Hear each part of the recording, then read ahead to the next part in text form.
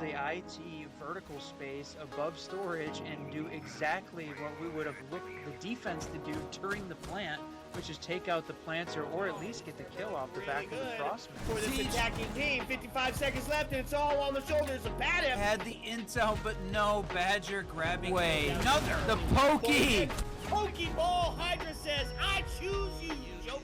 Kiss my ash. You got 0 cents. Your IQ is low. Did you make that up right now? Yeah, right now on the spot.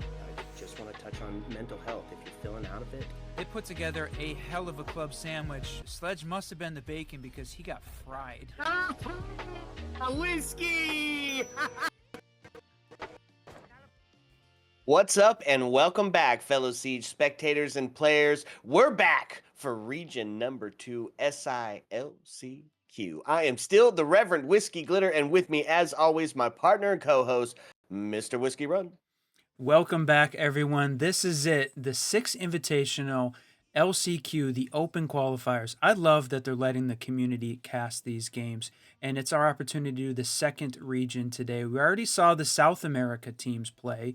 Dianic is finishing up that bracket, but we are going to get started here on the semifinal game for this NAL Open Qualifier here. And just want to quick show the bracket real quick.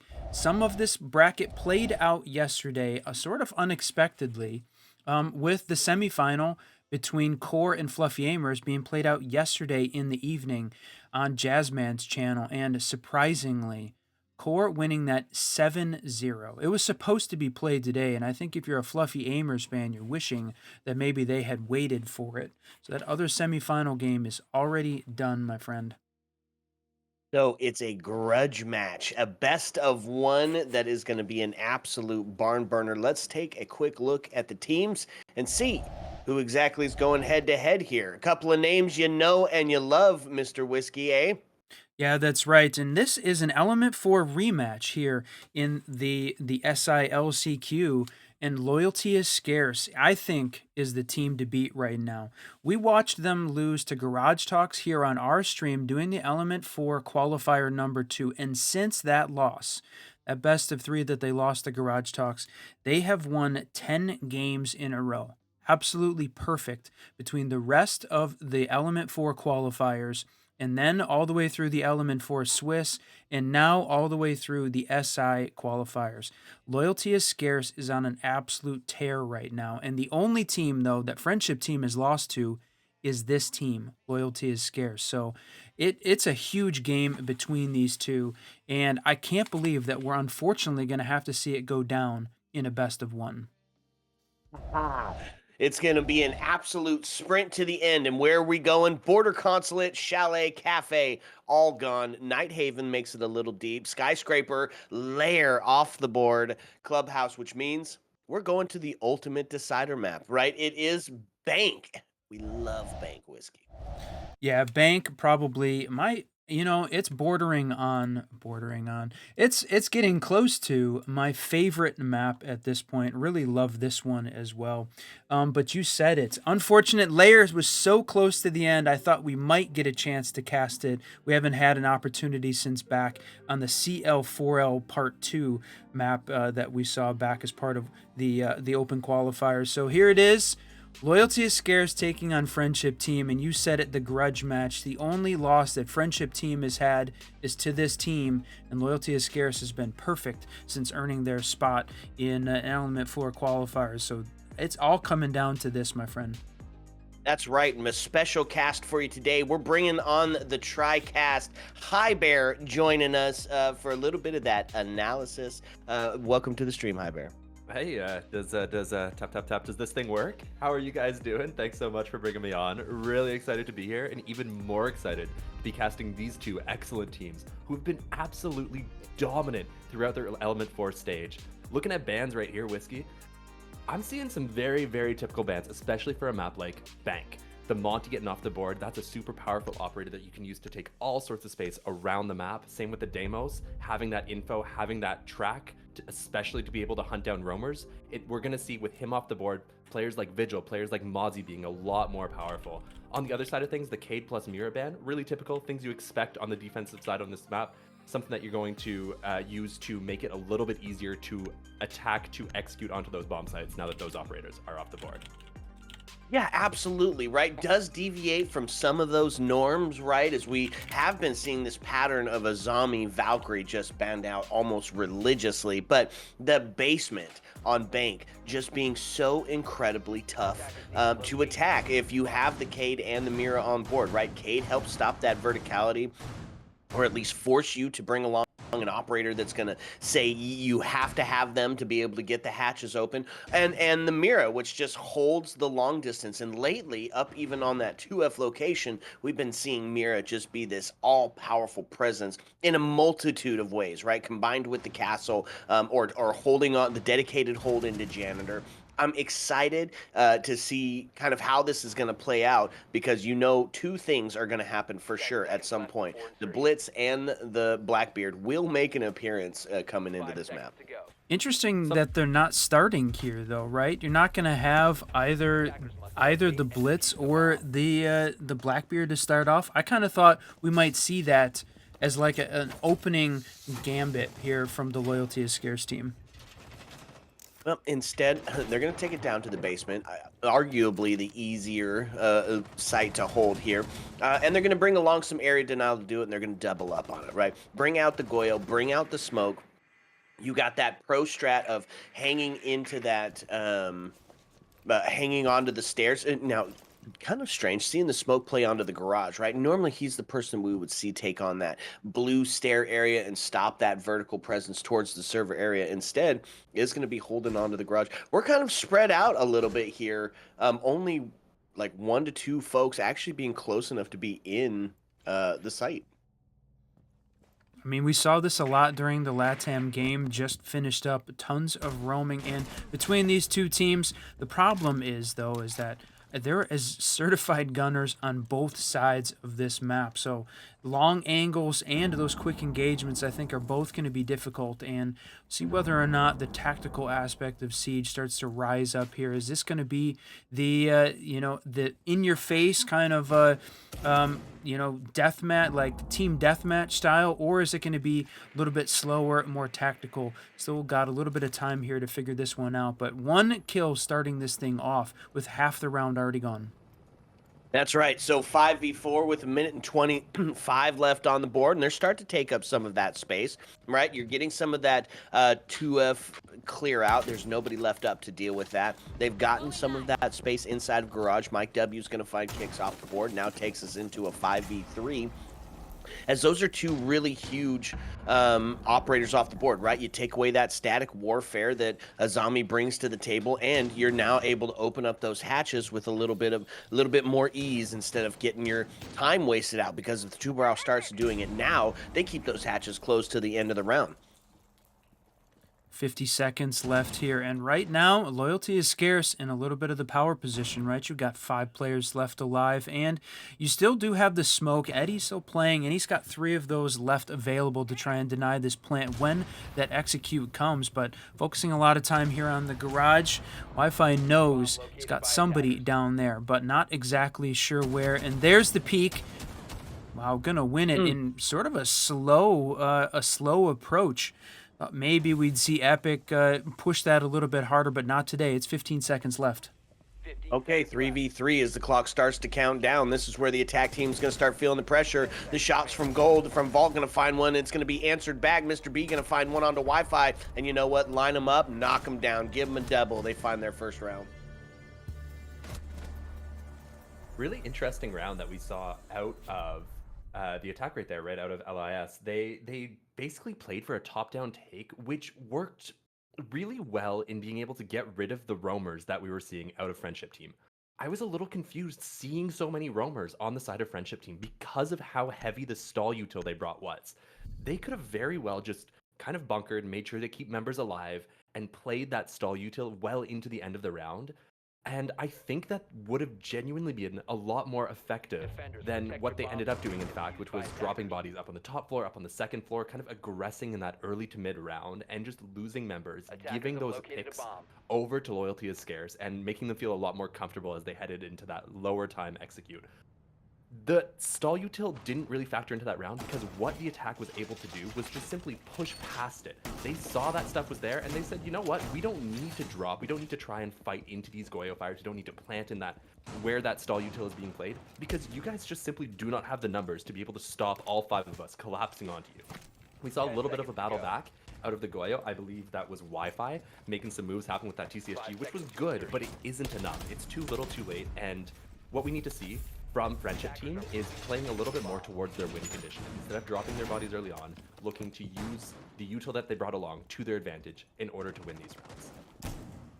Okay, so first win condition already set as we find ourselves with an attacking win on basement in the bank, right? And that is a huge W if you're on the attacking side of it, right? Arguably one of the tougher sites to take on.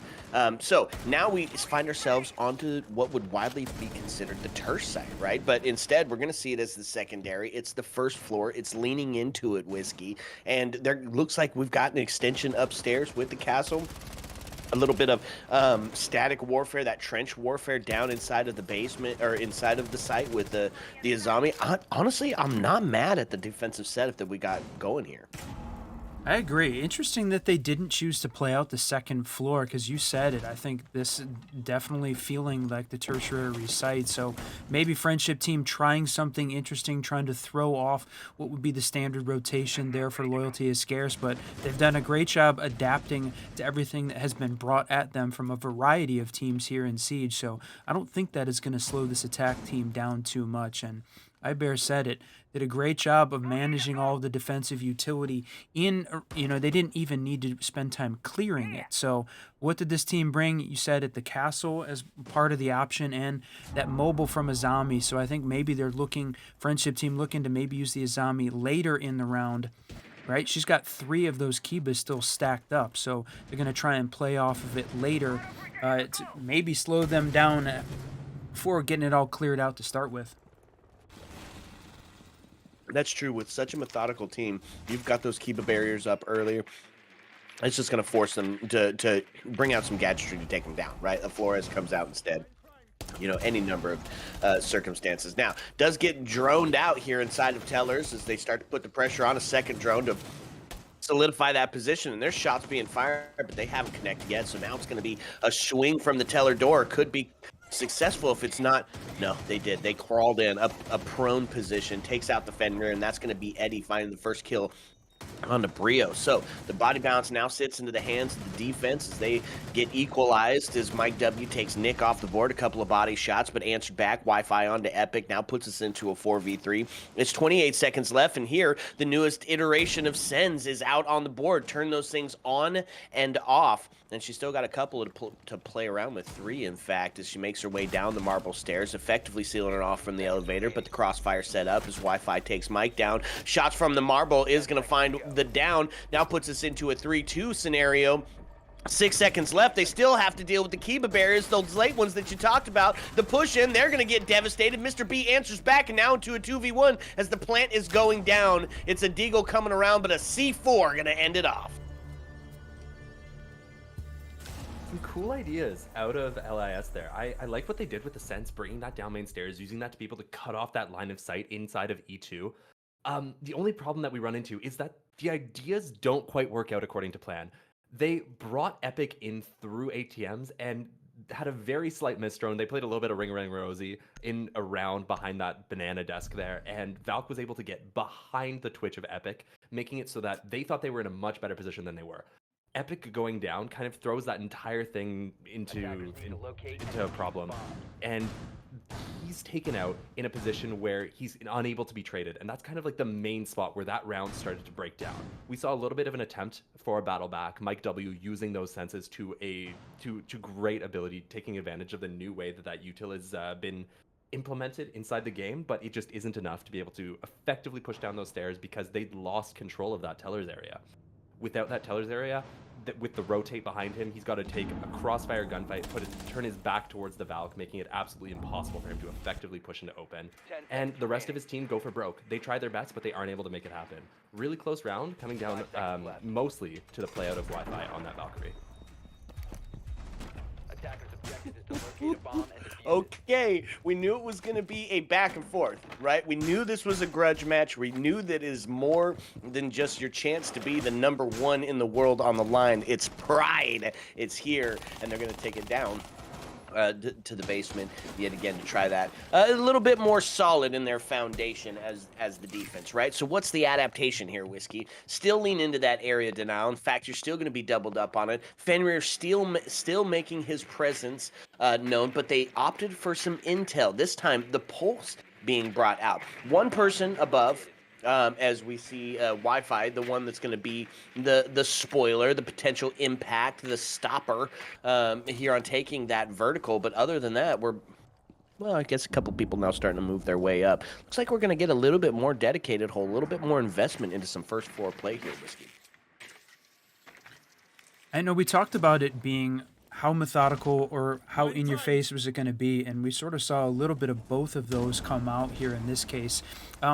Right. Loyalty is scarce, working on opening up those sight lines, gaining some vertical control, but sights downstairs in the basement. That's a ton of time spent upstairs on the 2F there in stock, opening up, making sure that they can gain some control over that open area. But right now, nobody from really from the defense is holding on to that spot at all. Everybody in the basement, with the exception of Wi-Fi here, and he was, like High Bear said, a huge part of that previous round. He's going to make the rotate back. So now everybody down in the basement.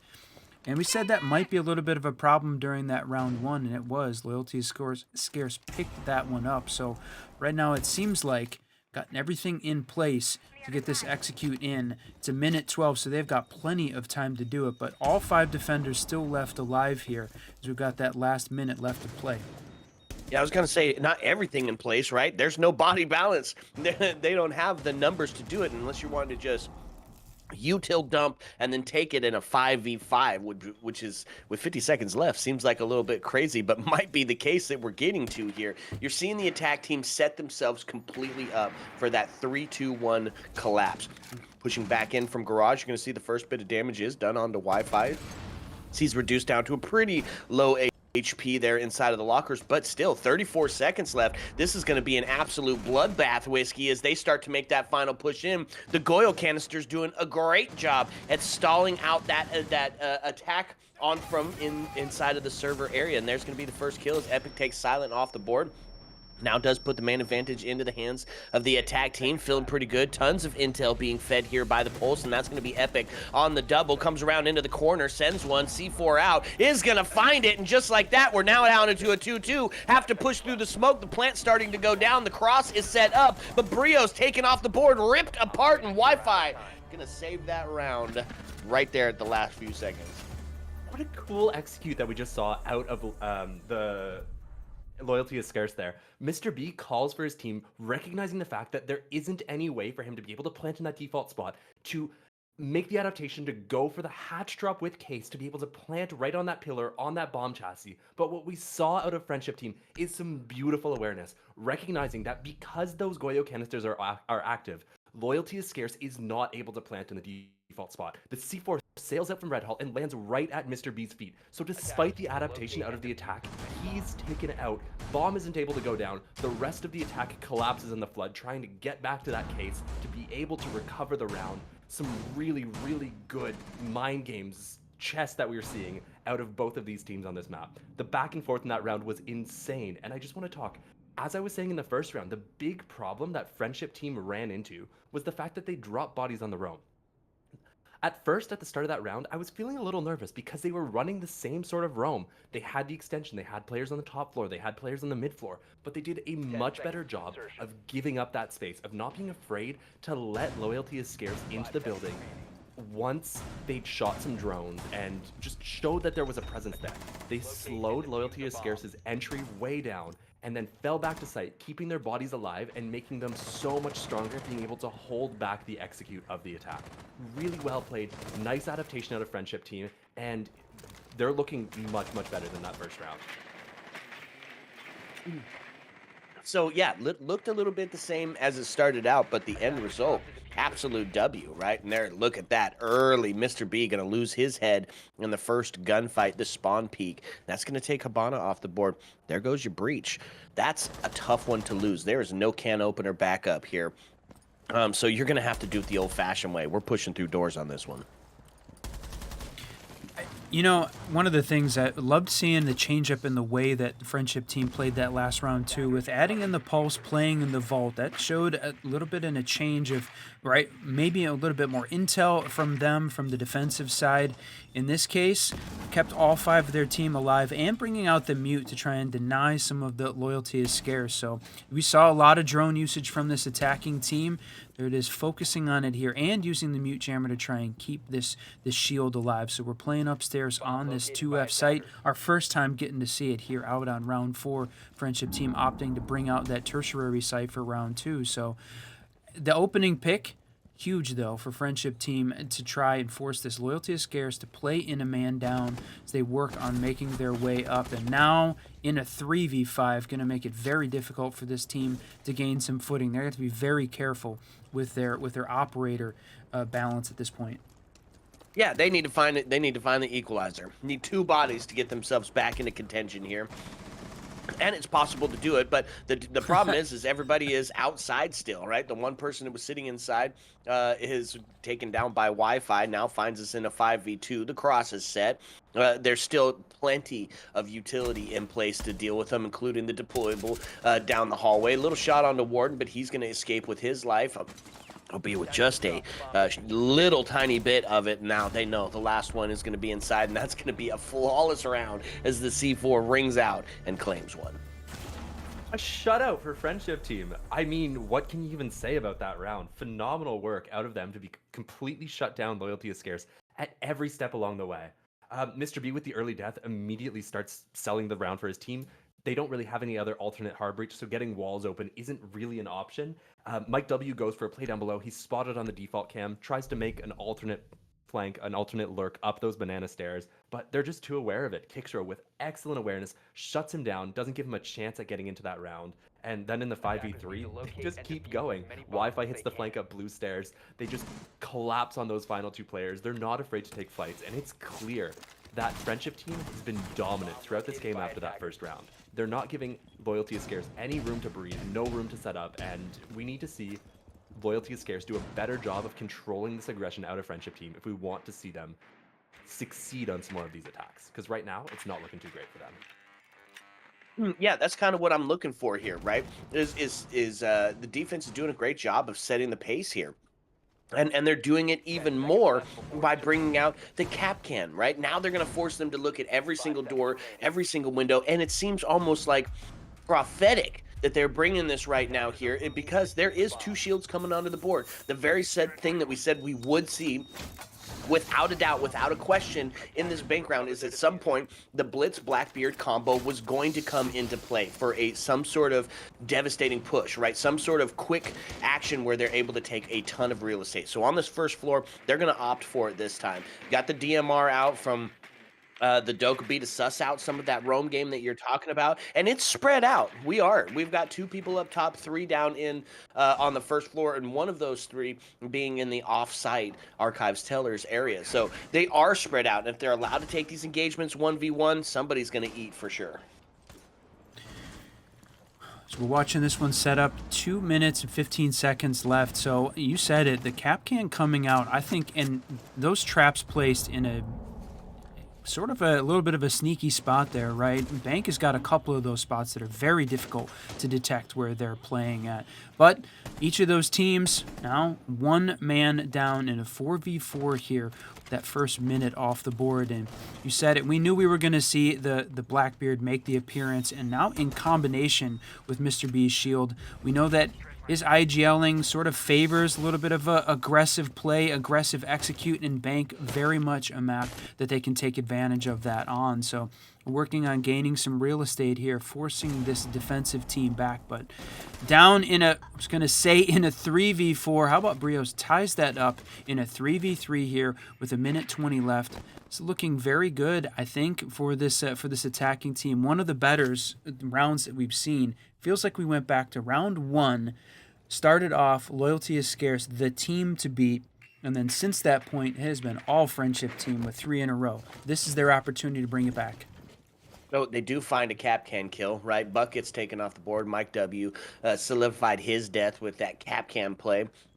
So now it's just the shields and your entry alive here to still take it on. But the damage has been done. Wi-Fi sitting 9 and 2 is going to put some pressure onto the Blitz as they move inside, and that's going to be Fenrir to take one off the board. That was the, let's see, that was the Ash gone. So now you just have the 2 shields, and they're going to find that quick and easy. Oh, as the TK. No. Oh, that's tough. As tough of an end as that is to that round, it doesn't really start off that well for Loyalty is Scarce either. Again, they give up the opener. That's several subsequent rounds where they're not finding those opening engagements. They're not finding themselves favored in those opening engagements, which is never a good way to start an attacking round, just in general. That round, the opener goes in... one player attempts a lurk in through ATMs. It's really well read by Wi-Fi. He's just so aware of what's going on around the map and manages to shut that player down from upstairs of Banana. I know we didn't see it, but that is like the crucial part of that round. Losing that opener sets them up so poorly. So as the rest of Loyalty is Scarce tries to push in through top square, they don't have that back pressure to stop Friendship Team from falling back. So they're not able to get the kills that they need to be able to effectively control the rest of that round. So what ends up happening is they battle back. They hit some nice shots, I will say. Compliments go out to Brios. He manages to get his first kill on a nasty shot, shutting down that Azami one-way with the Blackbeard. But it just isn't enough. When you've got players like Wi-Fi who are dropping 9 kills across 5 rounds, like, you need to be doing more to control these rounds, to get into them early on. Otherwise, you're going to continue to see yourself losing out these attacks. Right now, 4-1 is not looking good for Loyalty is Scarce. If they can't manage to get another round on the board before this half ends, I'm not liking the prospects inside of this game. You're 100% right. 4-2 is a completely different story than 5-1, especially when it comes to bank, especially when it comes to the defaults of what you should be getting and finding on your attack side of it. So, you called it out, win condition. You got to find a way to deal with Wi-Fi. You got to shut him down, unplug the modem, get him out of there early, take that early man advantage, and then trade out on your refrag game. So, a little bit of a fun setup here out of the attack side. We are going to see the Ying, so looking for potentially some of that util dump for some of the hatch play drops for any sort of execute. Look at this. Coming up from the... Oh, no Alex way. is the guy. Takes him down. Blackbeard to find the kill. Body balance going to sit in the hands of Loyalty is Scarce. Yeah, Alex was the guy. Looking back at that game between Loyalty is Scarce and Garage Talks in the Element qualifiers, he was the guy that went absolutely crazy. Such a huge part of the Loyalty is Scarce team's win. And, I mean, I was going to say he was struggling, but now he found another one here and is starting to make his presence known. The top frag here on this team. So when he was firing on all cylinders, they had a much better chance of winning it. But we've seen 4 defensive wins in a row here from Friendship Team. And on the basement was the first spot we saw Loyalty is Scarce take that win.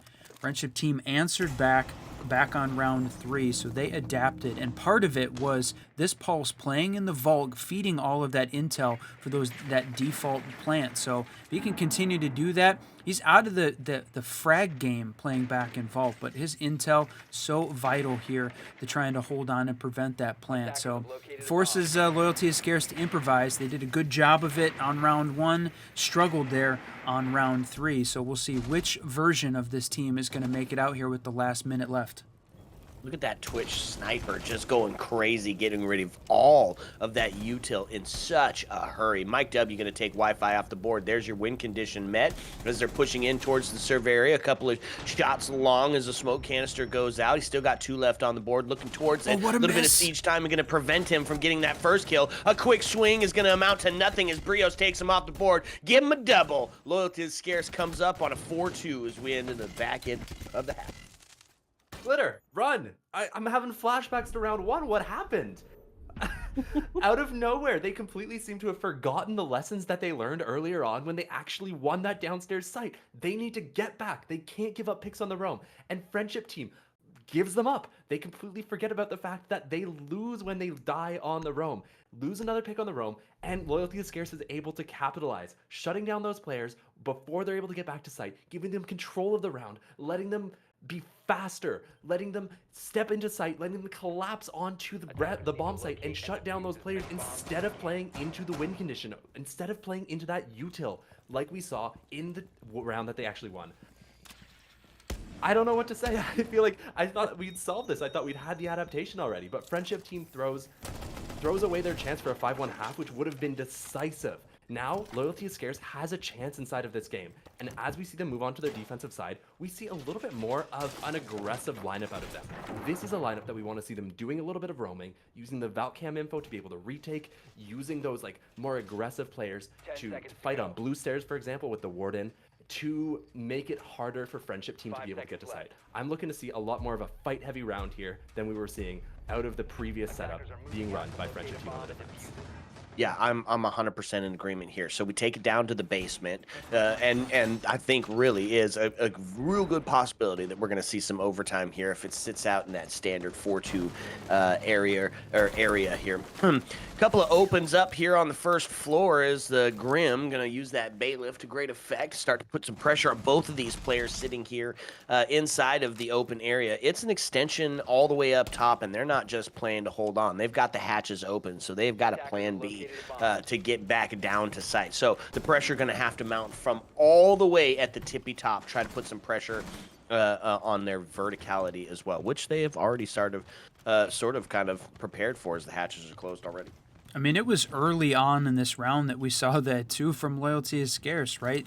They were 4 members upstairs on the 2F and 1F when this round had just started. They were committing to that upstairs roam. Nobody playing downstairs in the basement at one time. Mike W rotated down a little bit close, but boy, it feels like they're taking a lot of risk in the way that they're roaming, losing a body, losing Brios there, and losing a little bit of health off of Epic as well. So Friendship Team, I think, is recognizing that they're maybe spread out too far and forcing some of those 1v1 engagements, which, you know, we talked about both of these teams being full of gunners, but right now Wi-Fi is still at that 9-3, very dangerous, and the rest of that team too. This XLG roster puts up numbers against this team. So with a minute 22 left, said it, this Valk needing to hold on and maybe put some pressure on. It's still got 1 C4 left in pocket, and the C4s have been such an important part of the defensive rounds coming out. So love to see what they can do. What a long-range shot. Retakes up to the square. Is going to find one for his troubles, looking for a double. Give it to him. Huge, right? No they way. bunkered back down. They made them think that they've got that 2F real estate. They've got that first floor real estate, and then they just push right back up and find a double. Equalizes. Eddie is going to take Epic off the board, so now we find ourselves into a 3-3. 45 seconds left, and everybody now is still not back down to sight. The problem is Valkyrie now alone in the corner, 1v2 is going to find their life forfeit. So now body bounce does sit into the hands of Friendship Team here as they're looking to get active towards getting that plant down. Time starting to tick, Whiskey, as it gets down into the last 25 seconds. Waiting for a drop, waiting for a sound, waiting for a cue, just now getting the hatches open. Now, this is a bit of a distraction, right? They're going to push over to the server area, put your pressure in, but make them think that the vertical is there. A little bit of ghost pressure. So starting to move around, and that 7 seconds as the plant is about to start going down. He pushed up into the corner. This could be huge if they don't realize. know he's there. They do. They don't. Mr. B's going to find Silent off the board. Hibana getting down for the plant. They're going to take Hibana down. It is a post-plant scenario, but they're able to just wipe the attackers off the board as the DMR from Mike W says, goodbye, Wi-Fi. Are you kidding me? Toss in the execute. Are you kidding me? How does that happen? The advantage is squandered out of Friendship Team as they have smokes placed throughout site. Mr. B pushes through, goes huge, manages to pick up 2 kills for himself before it's wrapped up by the other player left alive by the Aruni. Oh my god! What did we witness inside of that round from start to finish? Right off the rip, we see Silent on the Blackbeard, using that shield like he's Monty, walking up the hallway, being a perfect distraction. You see Monty's ban? Psych, we got Blackbeard, we're walking in, we're taking these fights in a very aggressive fashion, using the shield to our advantage so that you can't kill us. He gets support from Kicks, who manages to find the opening for Friendship Team, and that's bad for Loyalty is Scarce. Remember what we were saying on the other side, back when they were defending. Losing roamers on a basement defense is very, very problematic. You want to avoid it. That is how you lose a basement defense, is by dropping numbers on the roam.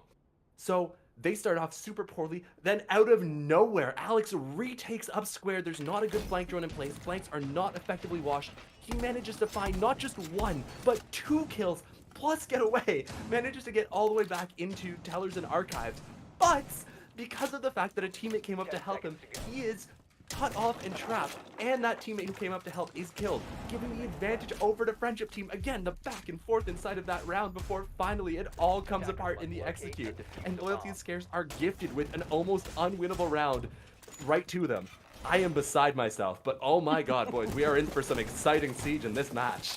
No kidding. The back and forth is absolutely insane, and it is not going to back down, right? Because now we've got the Vigil with the Boss G on the board. We still have that extension possible with the castle being brought out. At least it's going to stop off a bunch of that inside play and allow that anchor to be a little bit more effective. But on the other side of it, it's Rotero drones to get rid of that extension util. It's the Blitz to push in fast, and the newly reworked Sens to be able to cause some of that distraction. The run out. Brio's able to take kicks off the board. No claymores in place to stop them. He retreats successfully down to the tunnel, and not only did he get the kill, but color that mental chalk from that one, as now you're down part of your hard breach yet again.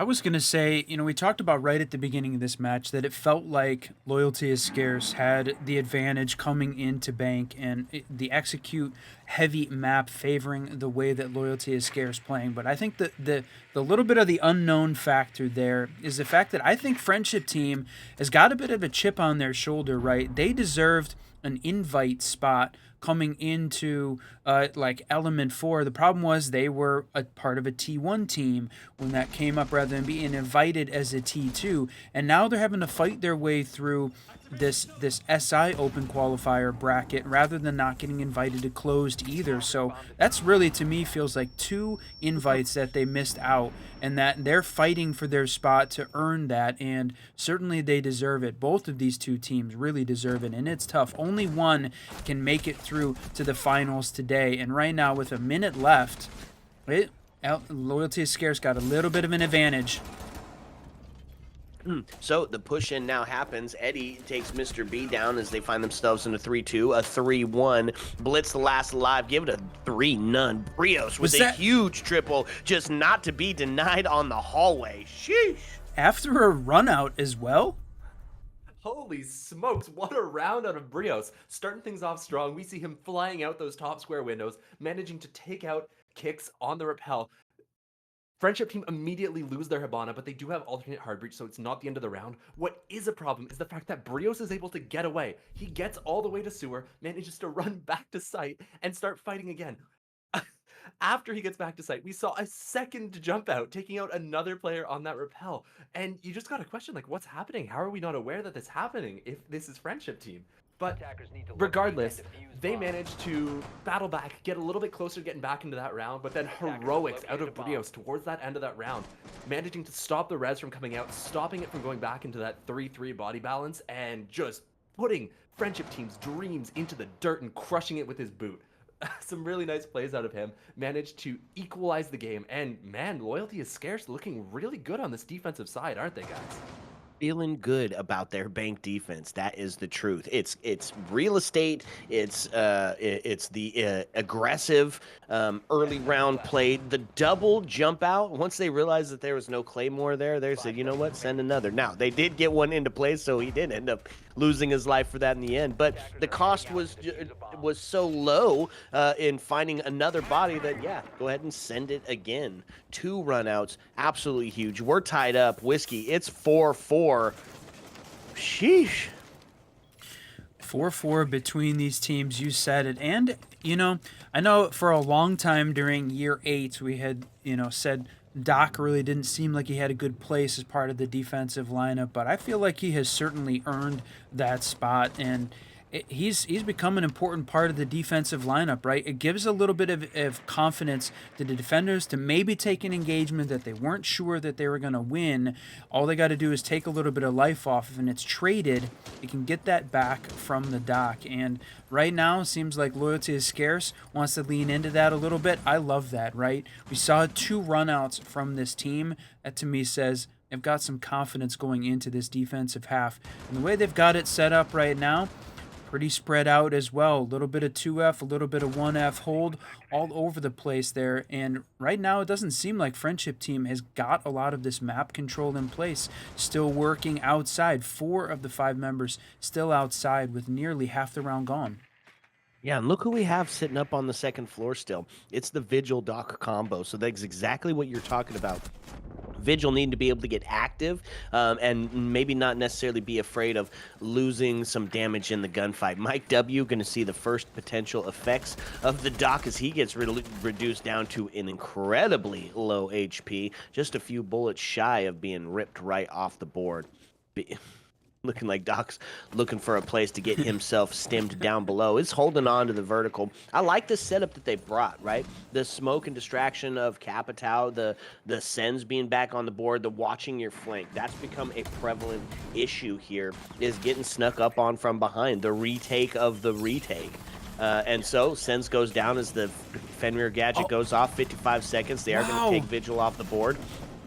And Eddie going to find one onto Mike W as well. As now the plant just going to start going down. It's a 5-3. It's a 5-2 as it starts to wind down. Post-plant scenario now in place. But they do, Brios does manage to find the head of Nick, which does put us into a 4-2 situation. Looking to get back up towards the retake there. And that's going to be shots from the backside as well. Does get traded out as Brios brings out the Bailiff to take Silent off the board. Now it's going to be Brios, though only left alive in this 1v2 to bring this back into contention, and one of them outside, one of them in. So you got to deal with a bit of the split up cross here. Looks towards firing off the chassis. Doc's going to go down. He's going to be able to stem himself back up, but it's not going to be enough. Wi-Fi going to say goodbye.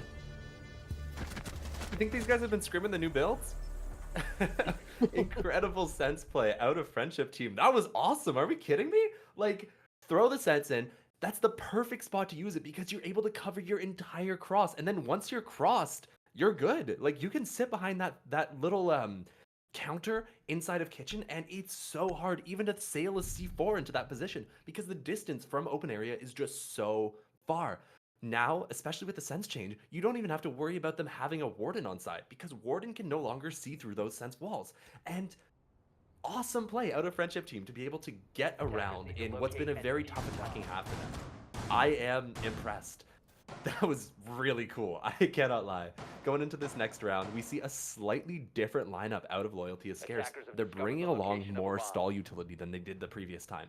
They recognized that the way that they were playing last round didn't really work. They lost those picks. They were stuck facing those shields on the upstairs clear, and they weren't able to do anything about it. So this time, they bring along more of that stall util, aiming to play around that plant condition, aiming to play around the objective, and make sure that they don't lose the round in that roam clear. I don't think they can rely on Alex making those super heroic plays up square again, so I think this is absolutely the right call. One other thing I do just want to mention, keep an eye on Wi-Fi. He was on 9 kills in like round 4. He was eating them up in the first half, and he's really slowed down since then. Right now we're seeing Alex is having a much bigger second half of the game.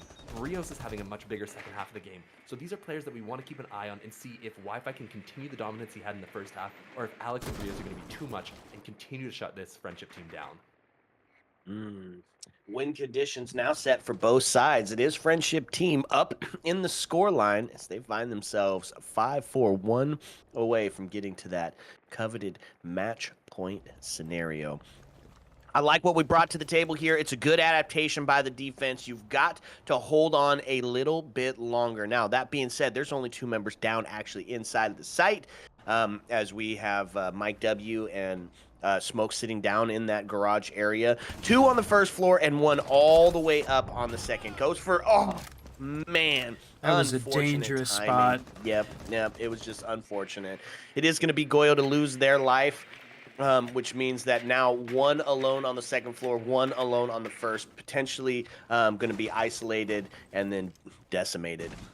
Yeah, I think that was a really aggressive position for Mr. B to be playing, right? All the way up in ATMs. They had a drone on him. They had somebody covering the front and working the rappel to be able to take him down.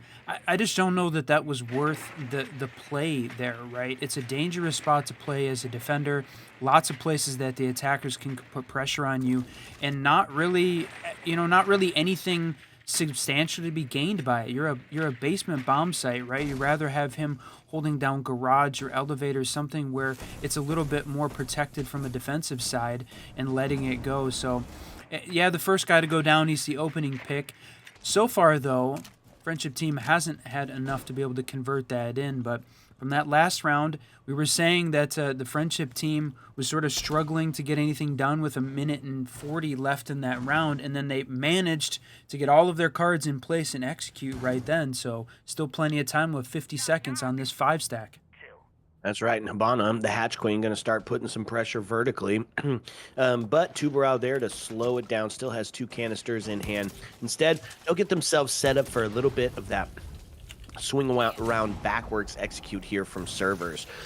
Definitely make it look like the pressure is coming from above, and there is still Grim up there to put some pressure on it. In fact, everybody outside of Habana and Blackbeard going to be dedicated to that verticality here, that vertical hold. Mike W retreats a little bit back into the garage as he notices his flank is a little bit safe. He's got the intel of exactly where they're coming from, and it's just fire, smoke, bees, flashes, C4s, everything util dump just ringing out, and they're not going to be able to get in. 3 seconds left. He's not going to be able to plant. Silent gets taken down, and now Twitch somehow finds a way in to start planting, but is sussed out, and that's going to be the end of it.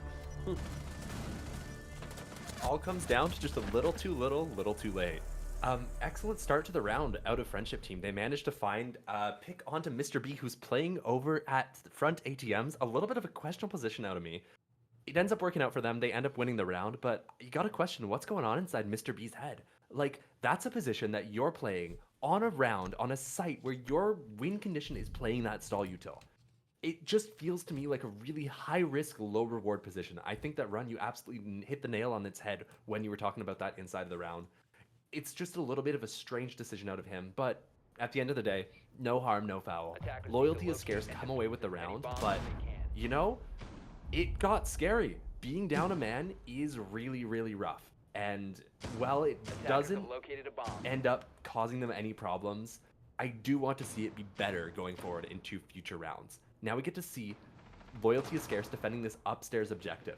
This is a tough site to defend. It's likely the weakest on bank, and it often relies on some aggression being used by the defense at opportune moments to shut down attackers before they can get into those suffocating positions on the CEO rappel, outside of top square, holding those super long angles with their high-powered rifles that are just so punishing for the defense. So we'll have to see some similar aggression as we did last time when Brios picked up that 4K, if we want to see Loyalty is Scarce getting that coveted match point first. Otherwise, I expect Friendship Team to be the ones who are getting to that 6th round to really set the stage for the rest of this match.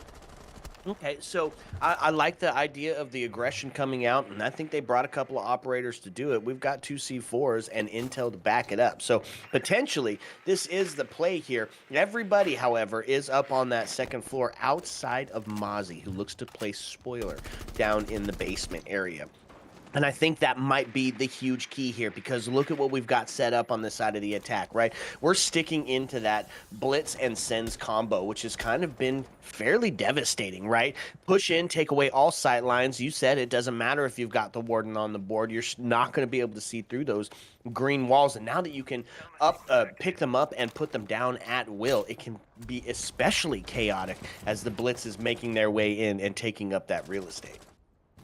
Yeah, I mean, we already saw the Sens do a great job of working it, and High Bear said it. They are practicing with the new changes and executing with it, so I'm really curious to see what Nick pulls off here as a part of that. But from this time, this is the place where you'd say if you're going to play up an ATM to put some pressure, protect the rappel, this is the site to do it, not when you're downstairs in the basement, because then it forces Friendship Team to have somebody off again covering that area, but puts them in a little bit more danger. So it's interesting that this time they're not choosing to do it and going to lose some of that defensive utility early. That shield goes down. Hopefully we waits and uses some of the intel to play this C4, because they have made such an impact here as this game. Yeah, so huge first bit of util gone. And speaking of Util gone, that's going to be Brios taken off the board, the hero of the last couple of rounds.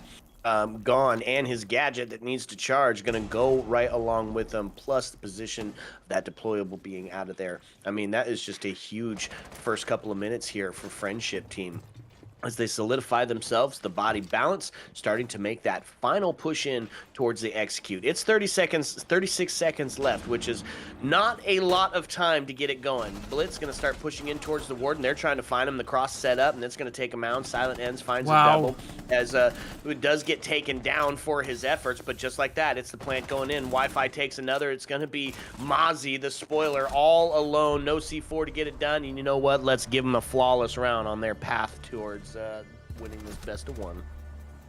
Convincing round out of Friendship Team. It's like I said, we never saw that aggression out of Loyalty is Scarce. They weren't able to find those picks to relieve that pressure. So what Friendship Team was able to do was just get themselves into a dominant position where they weren't able to fight back. Loyalty is Scarce was just stuck sitting there and taking it. And as the attack came through, even though there were only about 30 seconds left, it was unstoppable. And we ended up seeing a flawless round despite the low time left on the board. Gotta see something.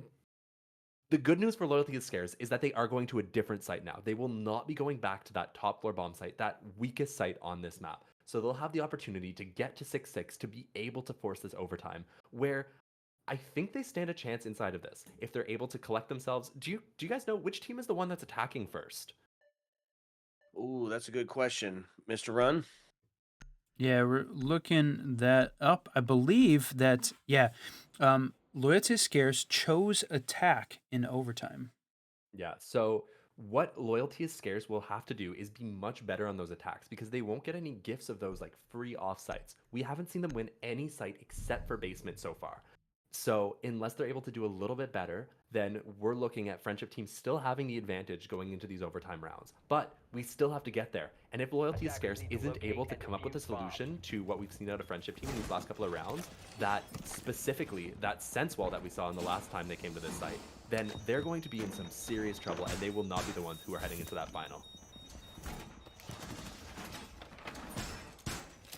The site choice for me is definitely feels like a little bit of a risk, right? Yes, the 2F is a dangerous site. We just saw the Friendship Team take it flawlessly, but feel like that's one that they could have maybe, improved on, right? That one didn't go the way they wanted, but going back to this open area office, Friendship Team won this back on round 9 as well. So right now, Loyalty is Scarce, not having any real advantageous sites to try and take it to. I thought maybe after the timeout they'd head back to that 2F site, maybe try and play that one a little bit better, but they're going to hold off, try and force overtime here. And for everybody that's just joining us, this is a best of one between these two teams. Only one team can move forward, and the team that does win here is going to qualify for the last chance qualifier playoffs as part of the number 5 or the number 6 seed. So the loser is going to have to try again next week in the open qualifier number 2 here for the 6 Invitational. So there's a lot on the line on this final round. It is not just match point for Friendship Team for this map. It is match point for the semifinals here in qualifier number 1. Okay, the stakes could not be higher. So on the side of the attack, you are going to see a little bit of a switch up as Nook's being brought back out again, kind of that sneaky player, that sneaky operator, and with that kind of buff to the way that the gadget works, can now really just hold a location even right underneath the nose of a camera for really a long time and wait for that person to rotate back into sight and catch him slipping and put him sleeping. And the fact that it's Wi-Fi sitting on it can only spell disaster if they're getting involved. Everybody inside, outside of the Blitz and the Nick and the Habana as they're doing their kind of what drones do best. They're sussing out where these defenders are. That's right, working their way in. We got a minute 14 left, 5 stacked again. Playing a little bit slow, and Sorry, that sound effect got me as well. Thanks, Dianic, for the raid coming in for the end. I mean, you guys picked the perfect time to come in. All is on the line here between these two teams. 55 seconds left, and still 10 players are left live in this lobby. Everybody still available, and the kills are going to be coming quick as this execute gets set up. That's right, it's about to be a bloodbath, and look at him holding on to that second floor all the way down from the basement, looking for the drop, looking for the mistake. Whoever is going to find that first one, going to be set up for the end of the round. 30 seconds as it starts to count down, and it's full health across the board outside of a few minor injuries, a few flesh wounds on Wi-Fi and Epic. But all of a sudden, we're at a slow down, a sit down and wait.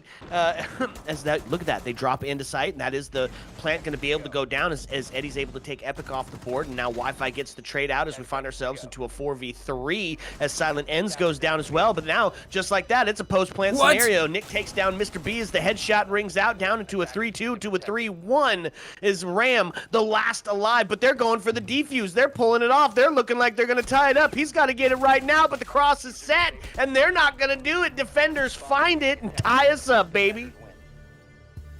And we're going overtime. There it is. LIS managed to battle back in a post-plant scenario. A scenario they arguably shouldn't have even gotten into in the first place. Some tragic whiffed shots by the knock pushing through tellers. They had no idea she was there. She almost manages to pick up a freebie onto the player inside of Open, who is the main line of defense against that corner hatch drop that we ended up seeing out of the Friendship team.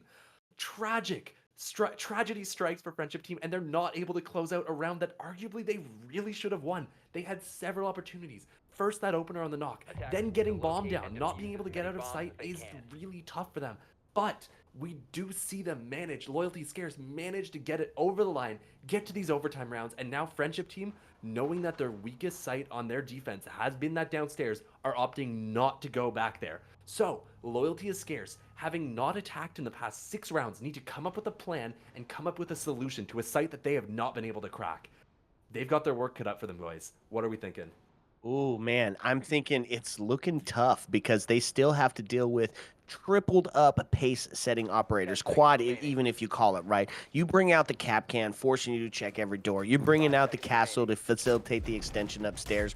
You're bringing out the Azami for that devastating static warfare that was so tough when they were pushing into this first floor earlier. So what do? I guess you just bring out some absolute chaos. Twitch, great call, get those cap cans down, but the Ying, Ram, and Dokkaebi combo I think is going to be potentially what sets it apart here, right? Suss out where they're at, flash the hell out of them, and then take that vertical to put the pincher move on. If you get yourself the body balance early, this could be a setup for Loyalty is Scarce. If it heads in the other direction, then I'm thinking Friendship team's going to put themselves on another match point scenario. Yeah, you said it. Chaos is in the works, and that's the name of the game here for this execute. Dokkaebi, Ram, and Ying all together. Boy, that's a rank stack that you would be incredibly annoyed at having to face here. But Friendship team has done a great job of shutting things down when they needed to. But, I mean, Loyalty is Scarce came up with the win when it all was on the line. So now overtime between these two great teams, and ton of rappel hanging on here from the Loyalty is Scarce, but from the Friendship team, it's not a 2F site. So even gaining some of that control upstairs, they've got to hold on to that to be able to put pressure down. And right now, nobody from Friendship team up on the 2F. Everybody holding on to these first floor sites. And I think that gives a little bit of an advantage here to the Loyalty is Scarce if they can put that vertical pressure down on this team. It's a minute 30 left, half this round gone, and still seeing Loyalty is Scarce working on utility clear. Got all of the second floor map control, though. The only thing they got to watch out for, 2 C4s from Wi-Fi and Silent. Yeah, that's going to be the potential game changer here, right? Does the C4 land or does it flop? If it flops, we're going to feel pretty good as the attackers, right? And that's going to be the first kill as they do get one of those C4s off the board. So not only is it man advantage, but now they have one less C4 to have to deal with. Now, there is some bulletproofs up there to be able to help get that next C4 into place, and it's going to have to be huge, right? We're needing to buy one, get one here if you're the defense. But it's only 51 seconds left, so they still have that zombie Azami that's posted up inside of the staff room to be able to cause that drama and that chaos. No and, well, way. Sorry about that. Caster Curse right off the board. Eddie's going to find his life forfeit as now the body balance sits pretty heavily in favor of the attacking team. 30 seconds as the Candelas start to ring out. That chaos that we were talking about being so present, and that's going to be the plant starting to go down. Have to find themselves a stop, but Ying's going to get taken off the board. Silence finds one. Nick find one. 3-3 now as we find ourselves equalized, or was equalized. Now equalized yet again as we're in a 2-2 in this post-plant scenario. Couple of long angles being held here. And one of them, the Twitch, potential to just one tap Nick potentially if he comes on through. And that, a little bit of damage done now onto the Rams. We find ourselves 21 seconds left, starting to make that push back and more damage done. It's just bits and pieces, Whiskey, as they're not finding that full kill. There's the down. Nick gets taken off the board. Silent, the last alive, and he's going to be dealt with as Epic puts himself on a 2K to end it. Full round out of Loyalty is Scarce managed to get themselves to match point, giving them the opportunity to close out this round on their one defensive round inside of OT.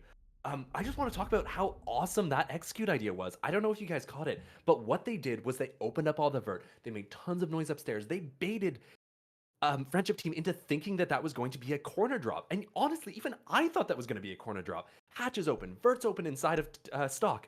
They're applying tons of pressure to those players inside of open. And then suddenly, Brios just charges on in through that double door over towards electrical and manages to get control of that area behind the counter. Bomb goes down, and then it's just a shutout because nobody on Friendship Team is aware that that's happening. Really, really good job out of Loyalty is Scarce to completely bamboozle Friendship Team, leaving them wondering, what the hell just happened? Did we, even realize what was going on inside that round? And I'm blown away. I'm very, very impressed by what I saw out of that attacking round right there. Mr. B, W call out of him. Something else worth noting is just that insane performance that we're seeing out of Brios. 15 kills. This dude's got a 2 KD. He's got 1 KPR right now. That's insane for Siege. These guys are eating up between him and Alex. And Friendship Team need to step up. They need to lock this in. And if they can't manage to get this round, that's it. They're out of here. 100%. The smoke and mirrors, the bait and switch, it had us all fooled, and it worked out stupendously because they didn't have to deal with that Azami anymore either, right? Static Warfare dealt with. Dundada, sayonara, see you later. So take those extra Kibas off the board to help solidify that position once they start to make the drop, and then it was good night, sayonara, see you later. So, yeah, all the pressure now mounted here for the Friendship Team. They've got to do it on attack, which we've seen a couple of times, but we've got some tough area denial to deal with, and they are facilitating that extension upstairs as there's 3 people on that roam yet again with access, clear ways to get back down. They didn't opt to barricade that hatch. Instead, they're going to play it out and hopefully get a kill in their direction before having to get back down. Now, that is going to be the case as they take Epic off the board quite early, and they're going to send them rotating back down the marble stairs.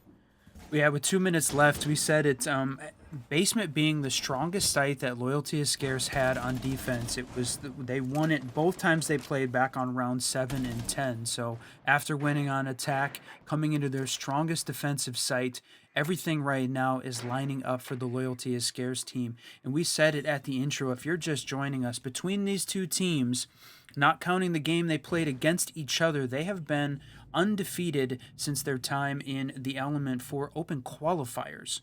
And in Element 4, they've also both been undefeated, except when they played each other, and that game went in Loyalty is Scarce's favor. This grudge match playing out with 1:20 left, the engagement happening on those marble stairs, but right now I feel like we're seeing a little bit of push here from the Friendship Team. Got to keep Wi-Fi alive. He's that top frag here. You talked about the win conditions early. That's it. With 1 minute left, got to keep all of the members of the team left alive until Nick goes down. You talked about it. You got to keep Wi-Fi alive, but on the other side of it, Brios just being instrumental part of that team. And if the util drop does happen, Mr. B going to take Silent down as he claims him from the vertical, but he does find his life forfeit as Eddie's able to answer back. So a can opener open up the bottom corner, put some of that, potentially get them ready for that back plant going into it. Buck to open up, look for the crossfire in place. The fires are there, the smokes are there, so it's yet again util dump, but it's coming from the defensive side. Brios going to reach out out and find kicks, take his head right off. So now into a 3-2 with 29 seconds left. They're going to have to get some intel on where these folks are at. So the Bees start to come out. They do find one that's sitting inside of the hallway there, but the cross is set up from the garage as well. He's going to get taken down as Mike W finds Wi-Fi. Your win conditions met, so go ahead and give it to the defenders. No way. Didn't see it coming, boys, but there it is. Loyalty is scarce. Manages to shut down the friendship team, sending themselves to that element to, sorry, not the element, for the SI closed bracket, with the opportunity to be able to move on into that SI tournament happening later this year inside of Boston. What a game we just saw. 16-7 going absolutely bananas on Bank, man. Whew, okay. Yeah. So You said it was it. exactly what you're hoping for. That was a barn burner. That was the back and forth, an emotional roller coaster, Whiskey.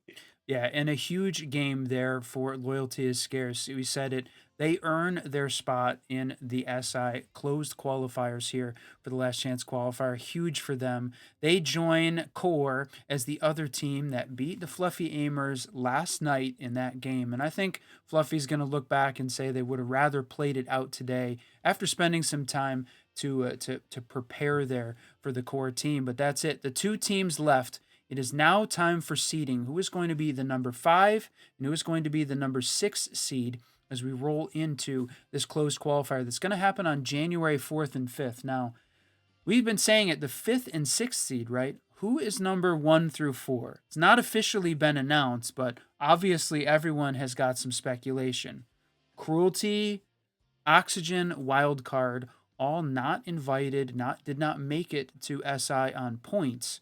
They are trying to find their spot. We would have said maybe Sonics or Beast Coast, but both of them now not gone. Unfortunate. So, yeah, those are the 3. Not sure who that 5th or that 4th is going to be, but they're going to be joined by Core, and Loyalty is Scarce as the 5th and 6th seeds going in. So we got one more game to try and find out which one of these teams is going to be that 5th and 6th seed. So I think that it's about time to take a break, my friend. That's right, folks. A little bit more siege headed your way here from the double shot. So sit back, relax, because when we come back, we're going to bring you one more map. Ayo. Let's go.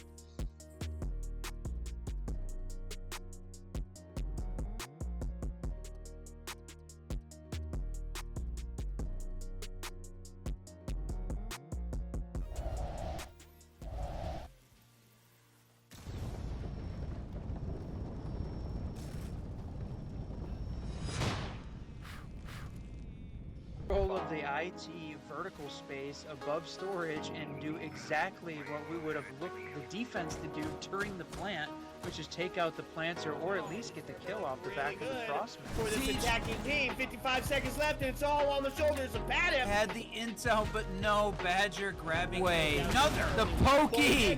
Pokeball Hydra says, I choose you, You Joker. can kiss my ash. You got 0 cents. Your IQ is low. Did you make that up right now? Yeah, right now on the spot. I just want to touch on mental health. If you're feeling out of it, They put together a hell of a club sandwich. Sledge must have been the bacon because he got fried. A whiskey! What's up, and welcome back, fellow Siege spectators and players. We are back for the final game of the evening. As we said, it is pride on the line as the seating spots get solidified. I am still the Reverend Whiskey Glitter, and with me, as always, my partner and co-host, Mr. Whiskey Run. What you say there, Whiskey? Yeah, welcome back, everyone, to the 6th Invitational Last Chance Qualifier. We're here in qualifier number 1, and it is down to 2. Both of these teams have qualified and made it into the closed qualifier playoffs that will be happening on January 4th and 5th. But to figure out which seed it is going to be in terms of that bracket, I think very important at this point. And 2 great teams. We just got to see Loyalty is Scarce take on and beat the Friendship team, which, you know, it's a best of 1, but Loyalty is Scarce pulled it off when it matters. The other team, Core, who beat the Fluffy Aimers last night in their quarterfinal game. Yep, so a couple of familiar names, right? In fact, I'd say if you've watched the double shot, you know every single one of these guys as we have watched them on their various teams going back and forth. This it promises to be pretty aggressive. Yeah, and the T2, T3 Siege scene definitely has a little bit of that silly season going on with back and forth. One of the things, Brios and Inrio playing together all the way back on Aerial Arise and recently on this core team, which used to be Thrive, and that's a whole lot of used tos to get to this point. But I think the important part of, I believe this is the first time we're going to see Brios play his former team here in core. So look for, again, a little bit of a grudge match between 2 great teams fighting it out. Okay, so step number 1, let's find out where in the world this best of 1 is going to happen. Already, you can see Bank off the board, not wanting to take them back to it as they just got their recent victory. Consulate, Clubhouse, Skyscraper, and Border to Fall, Chalet, Cafe, and Lair, which made it a little bit deeper in the band than I was expecting. Gonna go, which means we take it to my absolute favorite map, Whiskey Run. We're going to Nighthaven. That's right, boy. Today has been a fantastic day for our maps, and I think part of the reason that we love them is they're great competitive maps, right? We got to see Chalet as part of the South America qualifier that we casted this morning. We got to see Bank on this previous semifinal game, and now in the final, we get to see Nighthaven, and what a great map to see between these two. So that's it. I thought we were going to see Lair. It was so close. We're watching the bans happen. Cafe goes down and is down to Lair and Nighthaven. And to be honest, at that point, we can't lose. Both of those were great. So not sad that we're going to see Nighthaven, but we got so close to Lair. And I think, right, Loyalty is Scarce, not wanting to take a chance on that extra map. They're going to play out a map that they feel very comfortable on. And the unique thing, the special thing here again, saw this on the previous map. Loyalty is Scarce picking attack on both to start and on overtime. So they're very comfortable on the attacking side on the big maps on Bank and Nighthaven. Yeah, absolutely. And Nighthaven is a map for that, right? It's got a fun combination of several different maps that we know and love. You can see elements of Border in there. You can see elements of Clubhouse in there. And some of the takes are going to be the same exact way that you see there. On Nighthaven, the team with the well put together attack team is going to be successful, right? You head up to the 2F. There's quite a few avenues to approach, and you can't keep your attack very linear. You have to have some of that verticality in place. You have to have some of that cross setup in place. You have to have river presence, right? Like, or catwalk presence. Either one of those has to be an option that you bring out. But you're going to see the same thing. Two-pronged approaches on the attack, seeing both, Thermite and Ace out, or a combination of Thermite, Ace, and Maverick. Maverick being a huge player up on that 2F location already because of the size of the map. Hi, Bear. We're going to see Dokeby taken off first. Yeah, so big map here that we're looking at, like you guys were saying. So getting rid of those ops that are able to clear out the roam is super important. And I do like it out of Loyalty Scarce here. We're going to see, again, the Monty taken off the board like we did in the last match that we casted. Such a typical ban. Even with the changes, it's a powerful operator, especially against teams who like to roam, because you can just use that shield to clear out space. And if there's a gun behind him, it doesn't matter if he doesn't do damage to you anymore when he knocks you down. If you're on the ground, you're getting taken out. So really standard bans here so far, especially for a Nighthaven Labs map. Looking onto the defensive side, I'm expecting to see we lose a Valk. I'm expecting to see we lose maybe a Mira and a Zami. Those sort of operators that can really affect the pace inside of a round.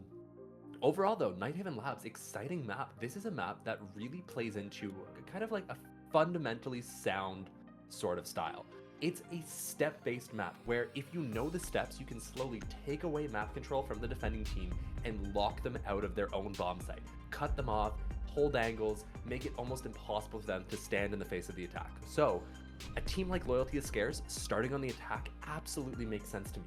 They can do so much to disrupt a defense, cut up lines of sight using utility, using those smoke grenades, for example, using flashbangs to flash out power positions, and I expect them to have a lot of success on this attacking side where they're beginning this map.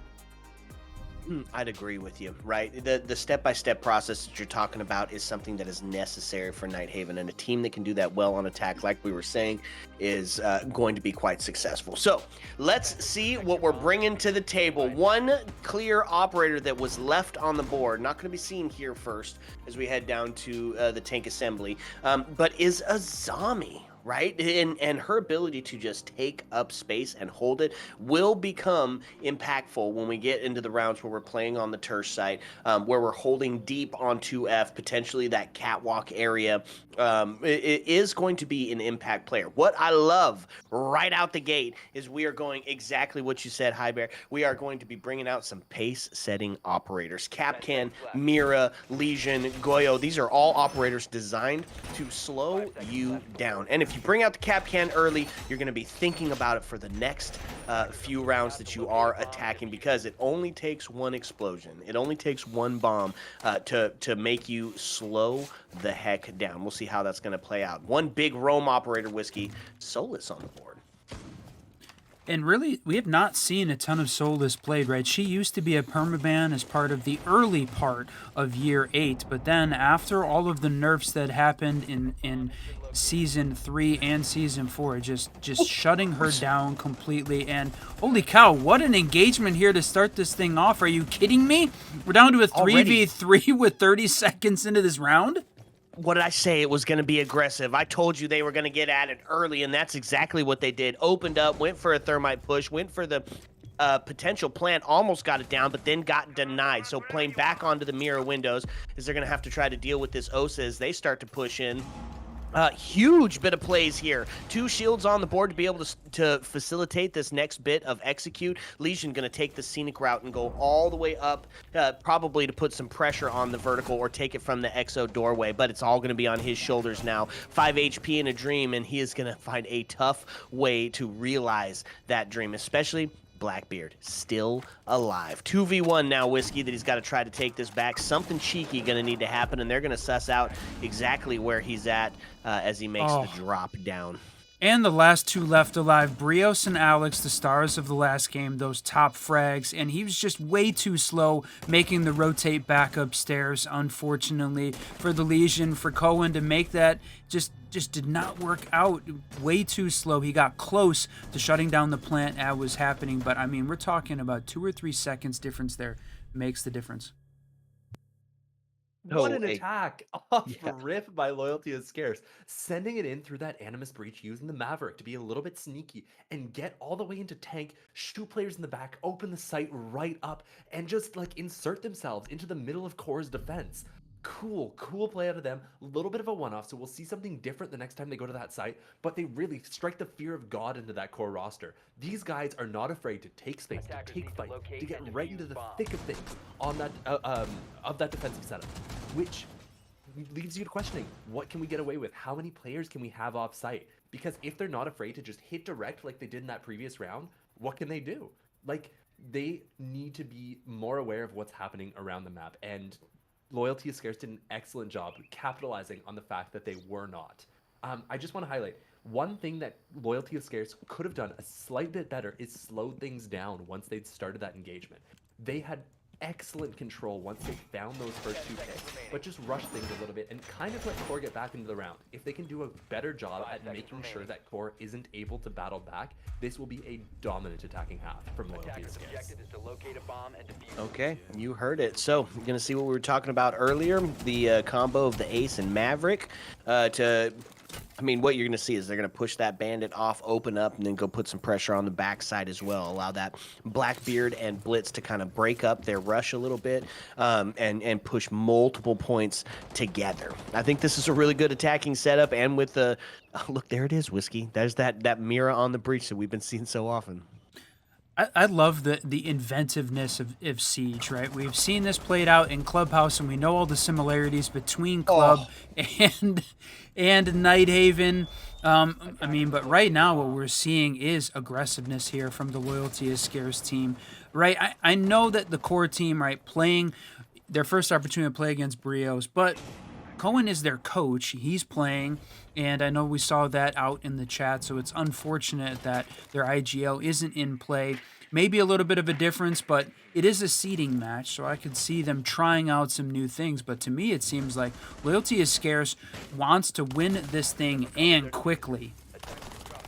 Yeah, no kidding. Does get equalized very quick as Twist finds the kill. And like we were talking about, it is a little bit of split push here from the 2 separate shield players, right? Pushing in, they're going to get taken off the catwalk as the equalizer rains out. Now into a 3-2. The double takes Candle and Inrio off the board. And with Epic going down, now puts us into a 1v1. Rival taking on Brios, a shield against a C4. Who's going to come out on top on this one? So pushing into site does not have Case, and that's going to be part of the problem, right? He's going to have to go out and retrieve that if he wants a chance to get a plant going down. Now, look at this, going for the revive. But guess what? Immediately, it's the run out to finish it off. More aggression out of Loyalty is Scarce at the start of that round gives them a convincing advantage right off rip. They find the opener onto the coach, onto Cohen. Cohen. But Cohen, there we go. Giving them the decisive advantage right off the start of that round. Core aren't able to battle back. They are forced to sort of retreat back into sight and give up any opportunity at the refrag. But Twist makes a very aggressive, sneaky play and hides himself inside of that little room right next to lower warehouse. Loyalty Scarce isn't aware of that position, so he's able to find just one pick, but it is enough, especially after he's able to stay alive. The rest of Loyalty Scarce do an excellent job of continuing with the plan, staying the course, shutting down the site presence out of Core, but a huge 1v3 by the Bandit manages to turn the round one last time. And what an exciting round it was, guys. We saw so much heartbreak inside of that, and a round flipped on its head multiple times throughout that second round. Ooh. Whiskey, that was exciting. I love the double shield setup. I like the split. I like opening everything up. We get tied up 1-1 here as we take it back down to the basement to try it again. A little bit of an extension to be had this time. Is Castle going to be on the board? Oh, not down. We went to the first floor. They're just going to keep the routine up. Yeah, interesting. They're not going to go with the standard site. Rotate. Even though, you know, they lost that basement site, they're going to try out the first floor, try the 1F control sites, and maybe keep the standard site rotation in play. Change up the way, right? Is this the answer to Loyalty is Scarce with their very aggressive play? But the interesting thing here is they changed it up. No shields on the board at all for this attacking team here for round 3. So they're trying different things out between this team, and they know they're going to have to play in the playoffs, right? That to me is the most interesting part about the seeding games, is that these teams depending if they make it far enough in the bracket, are going to get the opportunity to play against each other in that. So this is a preview of that playoff bracket that's going to be happening. So, right, your information gathering at this point, trying to see what's going to work and what doesn't. So completely different lineup here from the Loyalty is Scarce attack as they're working on trying to gain some control upstairs, mostly focused here on the 2F over top the site.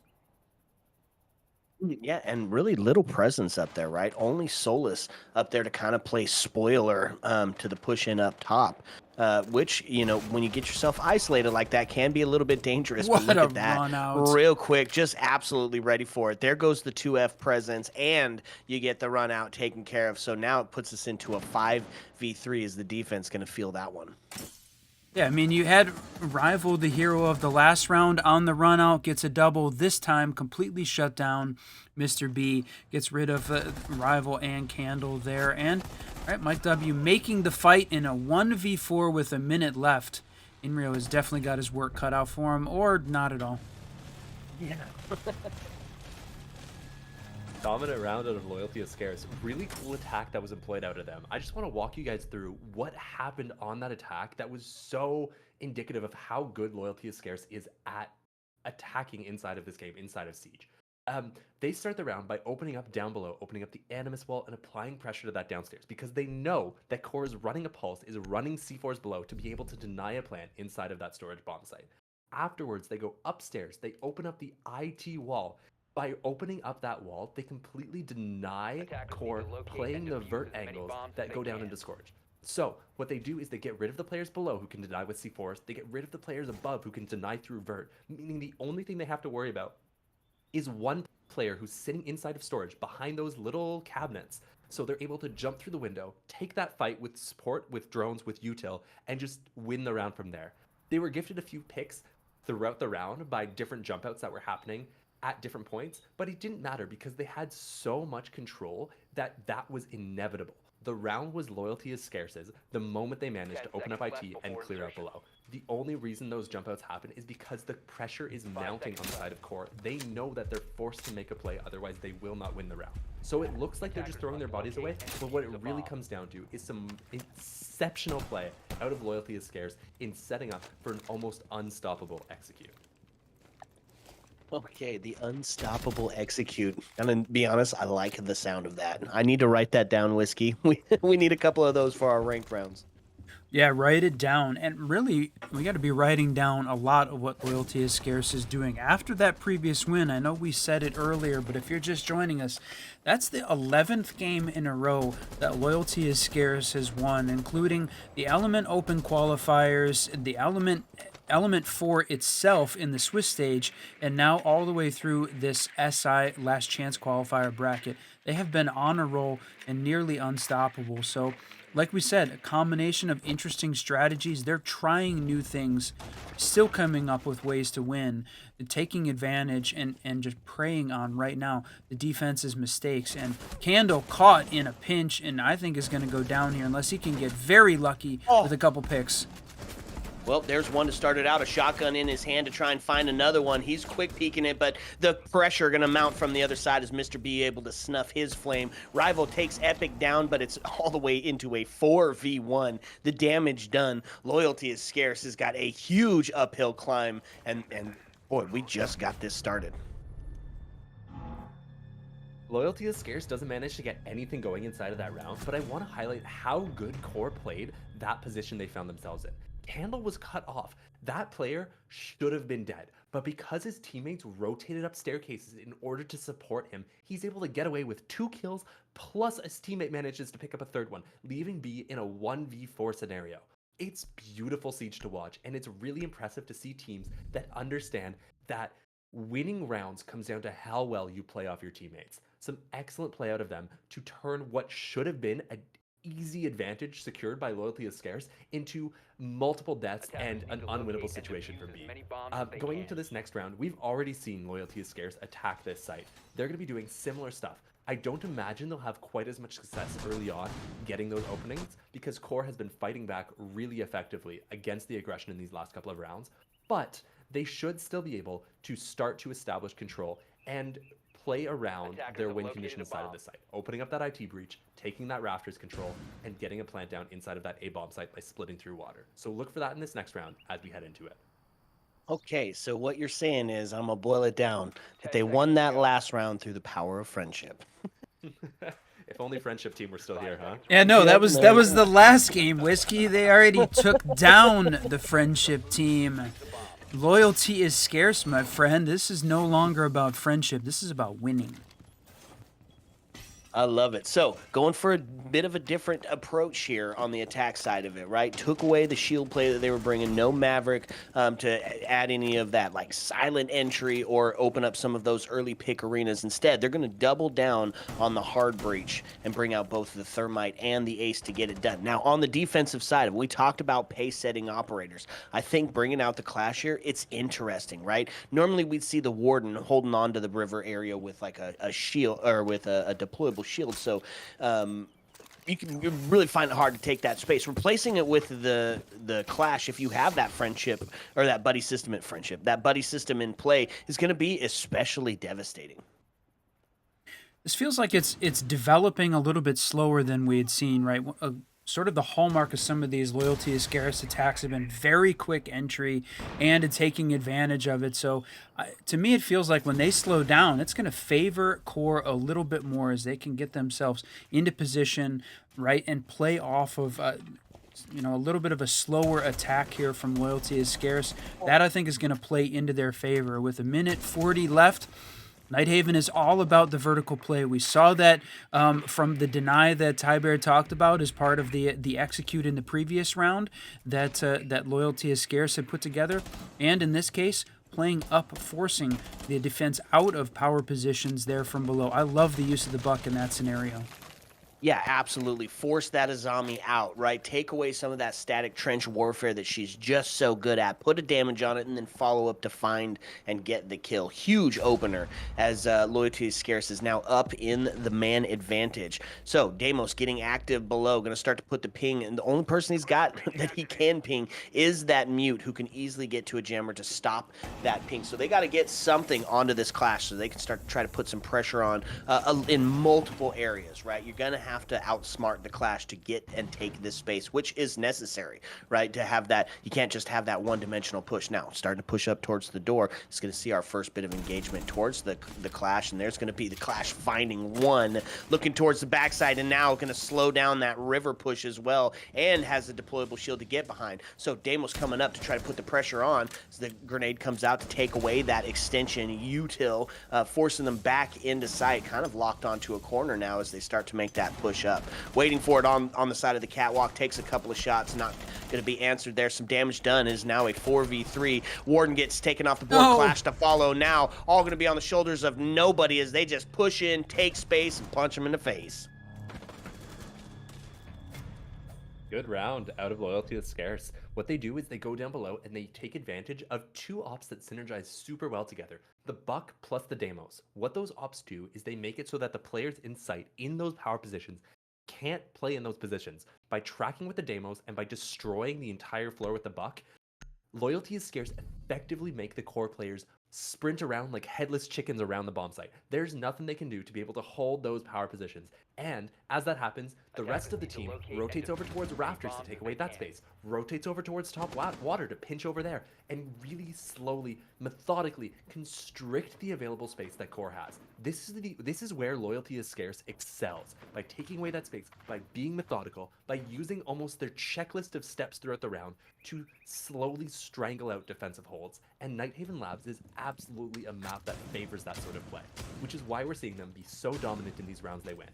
I think that they should have won even more rounds than they have already, and it's kind of not great that they've given up 2 rounds to core here, because this map is very much favoring Loyalty is Scarce's attacking style. So if we see a similar level of attack out of core, this could get scary for Loyalty is Scarce. I want to really see them lock down this last round, because if they don't, I am genuinely nervous for them going into the defense. Sitting on that 4-2 split on the attack side definitely will make you nervous, as this is mostly a defender-sided map.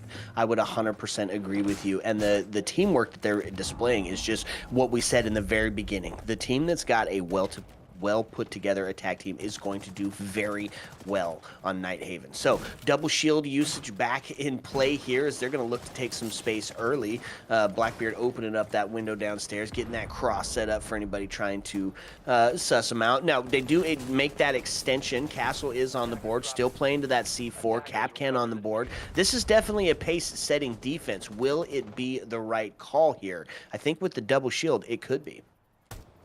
The thing that's interesting from a secondary gadget perspective, right? Looking at what this defense brought was a lot of intel, right? The 3 bulletproof cams and the beeper. I mean, to me, it felt like I would have liked to have seen them maybe focus on trying to slow this team down, right? Or attack the C4s, right? Having extra intel on Loyalty is Scarce, I don't know, is going to be the play because they're just pushing in, trying to take space, play the vertical. So having extra intel, maybe that could be the difference maker, but I guess right as I say it, Core just absolutely comes alive and starts frying with the guns. Twist 7, 4, and 1. Having a great game to start off with, all leaving it up to Mike W. and Brios, star from that last game, trying to keep this round 6 alive. Yeah, the problem, it's a 5v1. The upside, it is Brios. He is on the attack, but the cross is going to be just too much. Rival able to get that final kill and tie us up 3-3. I'm here for it. I'm a little confused by that attack out of Loyalty is Scarce. This is a super simple site to attack. I walked us through what is essentially an unstoppable attack the last time that they attacked this site here. And they checked their boxes, they made it through every single step of that unstoppable attack flawlessly last time. This time, they switch things up and they try and go for broke through lower warehouse, which doesn't work at all. They're shut down by the players who are upstairs in rafters, who are flanking through that hallway, who are sitting in sight and are just, I guess, aware of it and are able to shut them down. But it doesn't feel as powerful as some of the other attacks we've seen Loyalty is Scarce going for.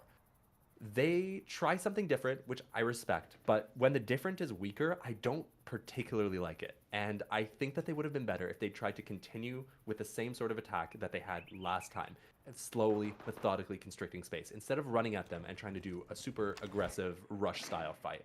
Going into the defense, Loyalty is Scarce is going to have to be very, very good. Good teams are good at attacking labs, and it's very easy to punish defenders who over-aggress, who don't take the fights when they need to take the fights once the pressure is starting to mount.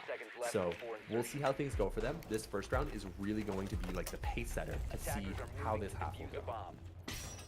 I like it. The pace setter is exactly what you're going to need to look as they're already getting showing some of that aggression. They got a deployable outside, make sure that they're going to be able to keep that doorway just kind of a little bit more solidified. You hear the jump over, you hear him take it out.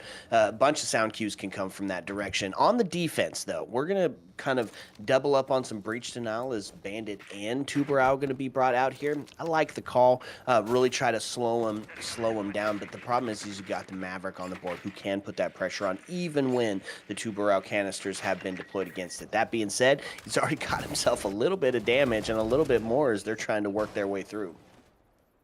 Yeah, I mean, just like that 1F control site that Hyber talked about, there's a very methodical approach to gaining control there, which was a struggle. 2F has got some of the same stuff, right? Open up the connector, open up that main IT breach. They're working on that. But right now, it just seems like Loyalty is Scarce, slowing them down just enough. You still have got all 5 together. Maverick survived that engagement, and running the iron sights on Blackbeard, that's funny. I love this game and the teams that play it. But yeah, Inrio's still alive. The Maverick's still there.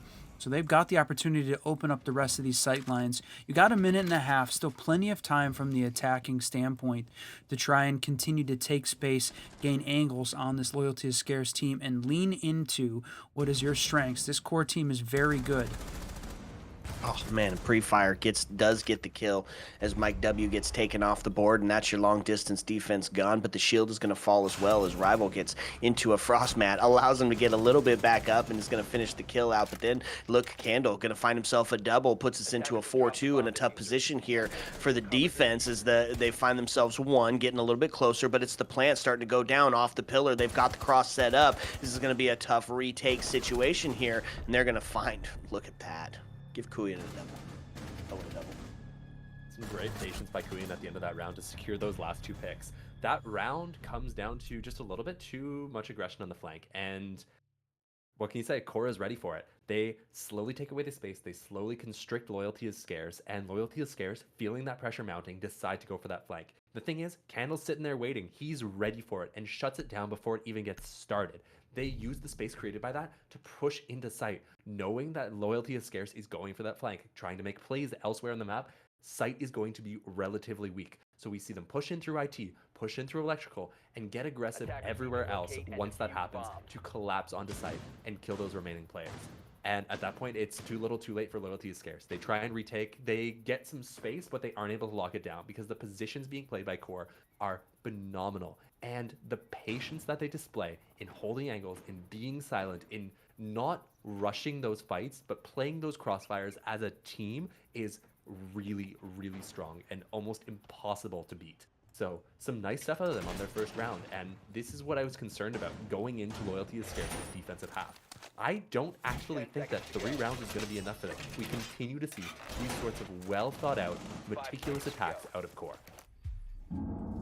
Okay, so we head down to the basement, down to tank assembly area, and they've got themselves a bit of an extension, right? This is the reason that we saw the Dokkaebi ban, is so they can get active outside of sight. Now, we're going to open up just about immediately as there's no outside of the mute jammers, there's no breach to now on the board, easily dealt with. But we have Vigil sitting all the way up on the 2nd floor, 2 members, and Mr. B and Solus sitting up on that 1st floor, now joined by Epic as well. I mean, there's going to be a huge investment into holding on to the vertical here, which is like one of the reasons this is tough, right? You have to have a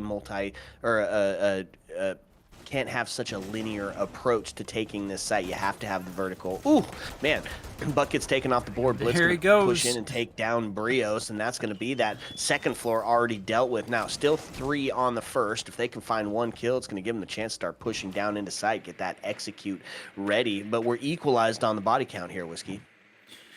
Yeah, one of the things I would have liked to have seen maybe coming out, and I think Blackbeard has sort of disrupted this, was the combination between the Deimos and the Lion, right? You said it earlier on that in one of the previous rounds, Deimos didn't have anybody to identify with his gadget, right? And the one person he did have to identify was standing on top of a mute jammer. So, right, Blackbeard has sort of filled in this this attacking spot, bringing the shield, maybe a bit of a novelty at this standpoint. But I would have loved to have seen, bringing out the Lion to try and help with this. But here it is, those Capcan traps coming out, slowing it down at the shield progress, having to unshield, nobody in place alongside him. But they're ready for the hatch drop, even without the Lion to be able to identify where some of these defenders are and help promote the Deimos.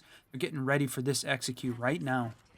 That's right. So the hatch drop starts to happen, and they're going to push in. It is going to be Epic to take the first one. Now puts us into a 4-3 as the blitz falls, still holding on to the single wall. Do have that vertical pressure as they're put some pressure onto Mike W. Does find his life forfeit as we find ourselves in a 3-3 now. 50 seconds starting to count down. Diffuser back in hand. Going to go for a bit of a plant here if they can get inside. Potentially that pillar to potentially on this walk through the doorway and start to get the plan down. This is a tough situation. There's only 35 seconds left, and there's still a C4 in hand to be able to disrupt this. So they've got to get the Capcan down. And, oh, huge play. Rival gets taken off the board. Candle's going to find the exchange now into a 2-2 as they find themselves in a little bit of a low health scenario here for the Deimos. Holding on to the angles, though, out in the hallway, waiting for the potential on the pillar drop to get that execute going. Deimos now with the diffuser in hand is going to find his life forfeit as the swing happens, and you know what? Give Epic a double.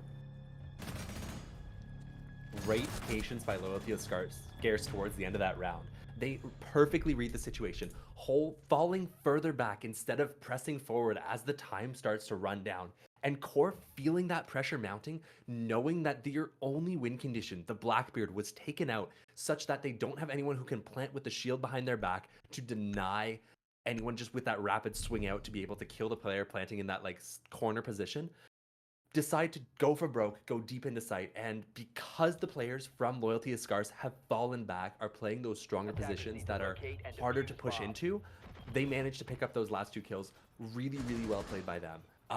Just got to highlight Alex, phenomenal shot, manages to swing out at the perfect moment and catch the side of Blackbeard's head, winning the round for his team. I think if he doesn't find that pick, this is a very different round we're looking at, because Core can simply walk into sight, turn their back to the defenders, and get bombed down from a relatively safe position. Good play by Alex, but that's not something you can rely on if your loyalty is scarce, and that was still a very close round. They found the opening, it was traded. They gave up a lot of space relatively quickly, and Core were looking strong heading into their execute position. I need to see more out of Loyalty is Scarce, otherwise this defense is going to continue to be difficult. This top floor, last time, they were dismantled methodically. They need to find ways to get aggressive at the right moments in order to do a better job at shutting down this attack out of Core. Okay, so a better job at shutting down the attack. What are they going to do? They're going to make an adaptation here, right? You see the double breach denial with, oh man, He missed. almost some action right there onto the Maverick, but he's able to get away. Problem is that kind of stymied that just a little bit. So they double up on the breach denial. They add the third in that is going to be the tuber out to slow him down. Trench warfare from the Azami and Mr. B onto the Mira. If you're talking about an adaptation to slow down an attack, well, this is a setup to do it. Yes, they gave up that first wall without any denial on it, but look at what is all still secured. Huge. Really, a couple pieces that seem like misses there, right? From the defending side, Cade just opening up that wall just a little bit too slowly, right? He could have had the Maverick, took a couple shots, but didn't open up the Mira to take the shot with enough time. And interesting that they didn't have the connector wall reinforced, right? I mean, yeah, it's relatively easy to try and get open if you've got all the hard breach in place, but it seems like there's no reason to leave it soft in that case. Look at that. Well played by Alex again. Ibear called him out in the previous round. You can't rely on individual heroics, but when they come through, my friend. That's right. Huge play onto the blitz, right? Pulls out the C4. It's audible enough that they're going to take the step back, allow them to push up onto the doorway, and then take that close engagement where he obviously came out on top. It's going to be Mike W, and you know what? Let's give Alex a second there. Now puts us into a 5v1 as they're looking to try to get a flawless, but they're finally going to take the Tubarão off the board, but still have the Mira to defend with, still to defend against, still have those Kiva berries that you got to find, and 2 C4s to boot. So whether Mike W got the one-tap pistol shot or not, they were going to have a tough climb back in. Oh my god, nice shot out of Mike W. But that round doesn't come down to that shot. That round comes down to Alex and the heroics once again against the shield that he manages to pull out, playing front electrical. He walks up, he bashes the shield away, and manages to take out that blitz, disrupting the setup out of Core. That is everything they needed. I was talking about well-timed aggression between the last 2 rounds. Well, that's well-timed aggression. Recognizing when there's a gap in the setup, when you can move forward and make those plays that you need to be able to get the round over the line. Beautiful, beautiful work out of him. Finding another 2 picks to boot and looking really good for his team. Alex has been going nuclear today, guys. It's been incredible to watch this dude. He's been positively on fire. Now, going into their third site, this is the first time that we see Loyalty is Scarce defending this command bomb site. I do think it is the better third site. I think playing Kitchen here is a little bit of a troll, but even so, this is tough to defend. Like I was saying last time, while Loyalty is Scarce was on the attack, this site can be forfeit because of a series of relatively easy to complete steps where you open up downstairs, you open up IT, and you just fight in the site. If Core is able to check those boxes off of their spreadsheet, then they will be good at being able to take this round, tying us up 5-5. But if Loyalty is Scarce is able to find more ways to disrupt this setup, then we'll be looking to see them on match point. Okay. You heard it. You heard exactly what has to happen in defense. Not bringing along the castle to facilitate the extension upstairs feels like a little bit of a miss, but I mean they're the pros. They know what they're doing, right? So that's why I'm talking about it instead of playing it. But I would have loved to see that castle being brought up, because you're exactly right. That's exactly the steps that they're going to be hit. Find the verticality, find the crossfire set up on the first floor, and then yeah, get in sight and make that plant. So a castle would have helped solidify that top 4 presence. But I mean, either way, Thermite going to start to make that breach and start to put the pressure on these 2F players. Only 2 of them up there, Brios and Alex, going to try to stave off as long as they can. And all they got to do is just kill time, right? Kill some time, and also just protect those couple points. But right now, it seems like Core is working on getting those entry points that they need. They got the Thermite in, with only the breach denial from the mute is just not quite enough. With how important that IT wall is in gaining vertical control over this site, it almost seems like, again, a bit of a miss, but right now Core making it happen. They've got the shield in play as well. The thing they don't know, though, I don't think they've identified. Nope, Alex playing on pillar. They didn't know he was there. They able to take down a huge one. Again. Wow. On the shield again. He found the shield kill again. Bro, don't bring the shield against Alex. He knows what to do. So body balance in favor of nobody, Whiskey, as they do find Brios off the board, but a critical kill down. Now they have to rely on a rival to make that to be that spearhead, to make that push. And so pushing onto the vertical, the C4 is out, ready to do that devastation should they get a little bit close. And they're putting the pressure on, as it's a crossfire from the window and the vertical to be had here. Goes for the explosion. Nobody going to receive that order. In fact, Mike W going to find his life forfeit. Wow. As it just opened up a way to kill him quicker. 47 seconds now as the attack starts to make the push in. Going for that vertical, almost pays the price for it. Instead, take the scenic route. Get on out. So it's going to come around for the backside. Does find themselves face to face with the Blackbeard up here, and he's just giving them that information.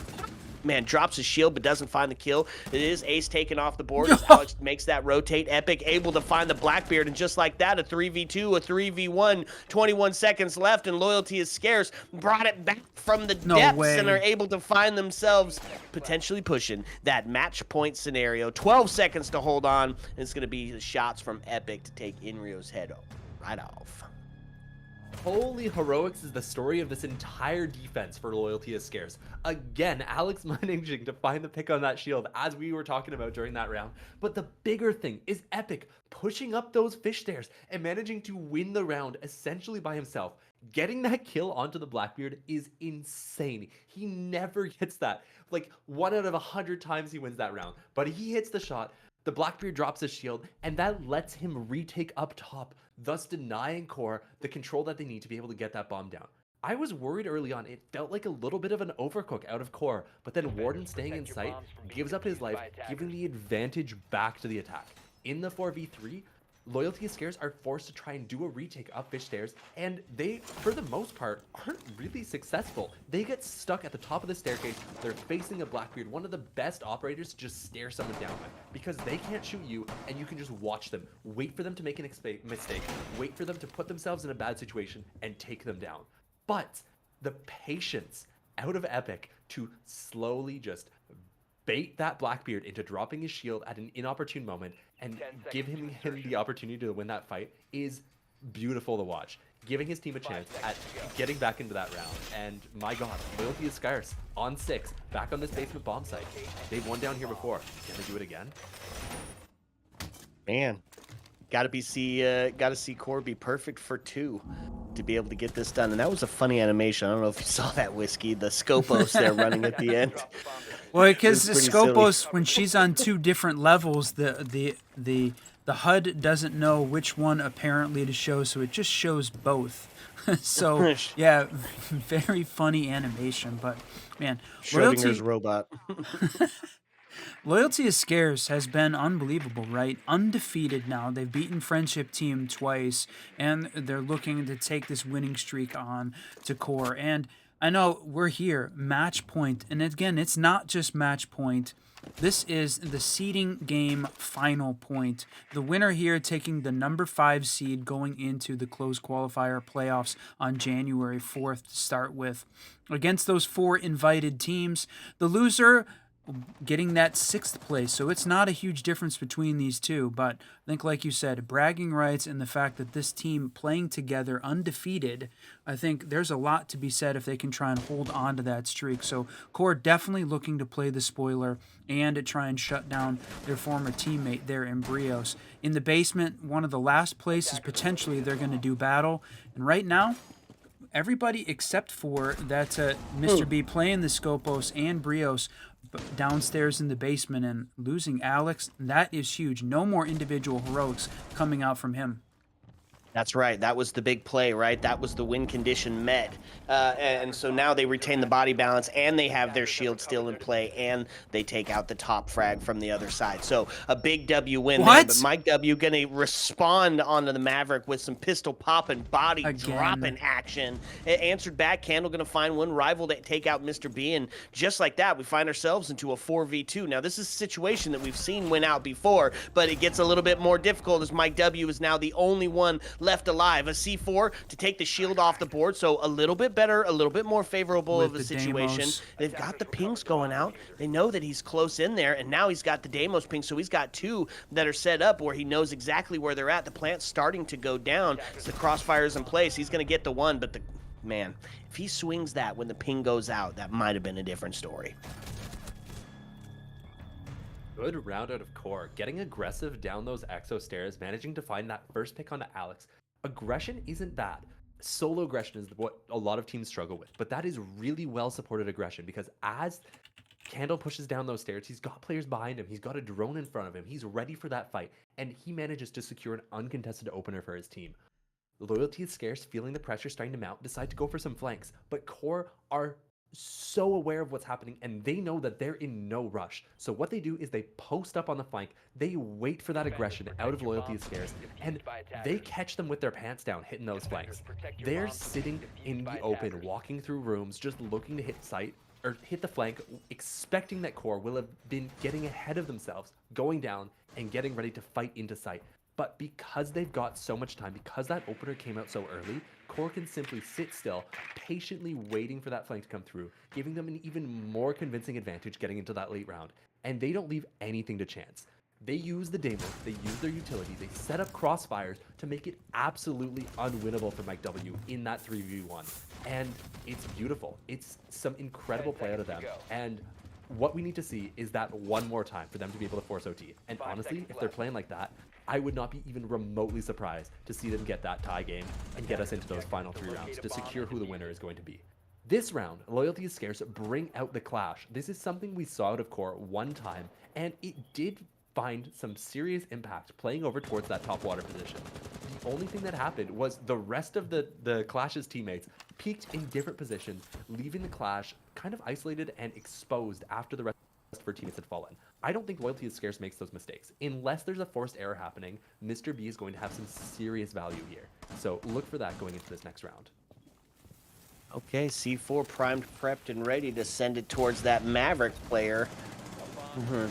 And he is going to send it out. Is he going to get one? Wow. Yeah, he is. He's rewarded for his efforts. And then the push down catwalk is going to find the return. Look at this. All of a sudden, we find ourselves in a 3-3 scenario very quickly. A little bit of damage being done by the barbed wire coming up that catwalk. But the shield still alive to be able to make that push in once they take that space just a little bit more. Clash on the way to slow that down. And so pushing that shield player back and making him drop his shield, allowing the potential for the fire to be put in place with the crosses set up by the homie as well. And they are going to find him. Alex going to take him. Blitz gets out and is going to be able to take the scenic route towards the back side as going to see the grenades coming out. Deimos trying to get active, but he's going to be shot from below. Now all it is, Blitz alive, a 1v2 as he takes the Clash down as well. Holy cow, pistol popping, body dropping, finds himself too. And now a little bit of a crazy scenario for Epic as he starts to make the push up. The Blitz flash doesn't get there. A couple of shots and it is going to be Epic to win it out. Almost brought it back off the plays of his own back, but couldn't quite get it done. What an insane final round. Are you kidding me? The fights in top rafters, the C4 onto the breach, Blitz sending it in almost 1v3ing the final remaining players, B dropping his shield for some reason. Oh my god, Whiskies, what a treat we had today. 2 back-to-back games of non-stop excitement, and honestly, I just feel so honored to be here. Thank you guys so much for having me on the cast, and my goodness, congratulations to, oh my gosh, Loyalty is Scarce for managing to win that seeding match, sending themselves into 5th place, heading into these close qualifiers. You couldn't have said it any better. The games we wanted, the games we deserved, the TriCast that brought it. It was just a pleasure to have you on stream with us, and I look forward to many, many more of those in the future. Goated analysis brought something completely new to the Siege Double Shot here, and we loved having you every single second of it. Oh, cheers, y'all. Ooh, Yeah. man, Whiskey. Very much appreciated, and what a way to finish it off. The final seeding game done, and that concludes the entire SI Open qualifier here for the NAL until next week. We see qualifier 2 kick off. Same time, it's going to be 2 p.m. for both Saturday and Sunday as the bracket continues. So we're going to get a chance to see Core Friendship Team trying to fight their way back through this bracket again to earn one of those top 2 spots, but or not Core qualified. I meant Friendship Team, and Fluffy Aimers was the team that that Core beat yesterday. So those 2 guys have the opportunity. So Core and Loyalty is Scarce, they have qualified here to make it to those closed qualifiers on January 4th. So what a day, though, my friend. Yeah, absolutely. The woes were real. The back and forth battled through both of those rounds. Incredibly fun to watch. But we did it. We're here. We made it to the dreaded part of the evening where we must, alas, bid you adieu. So as the lights start to dim and the jukebox starts to sing closing time, as always, my friends, you don't have to go home. But you can't stay here. Ayo. Let's go.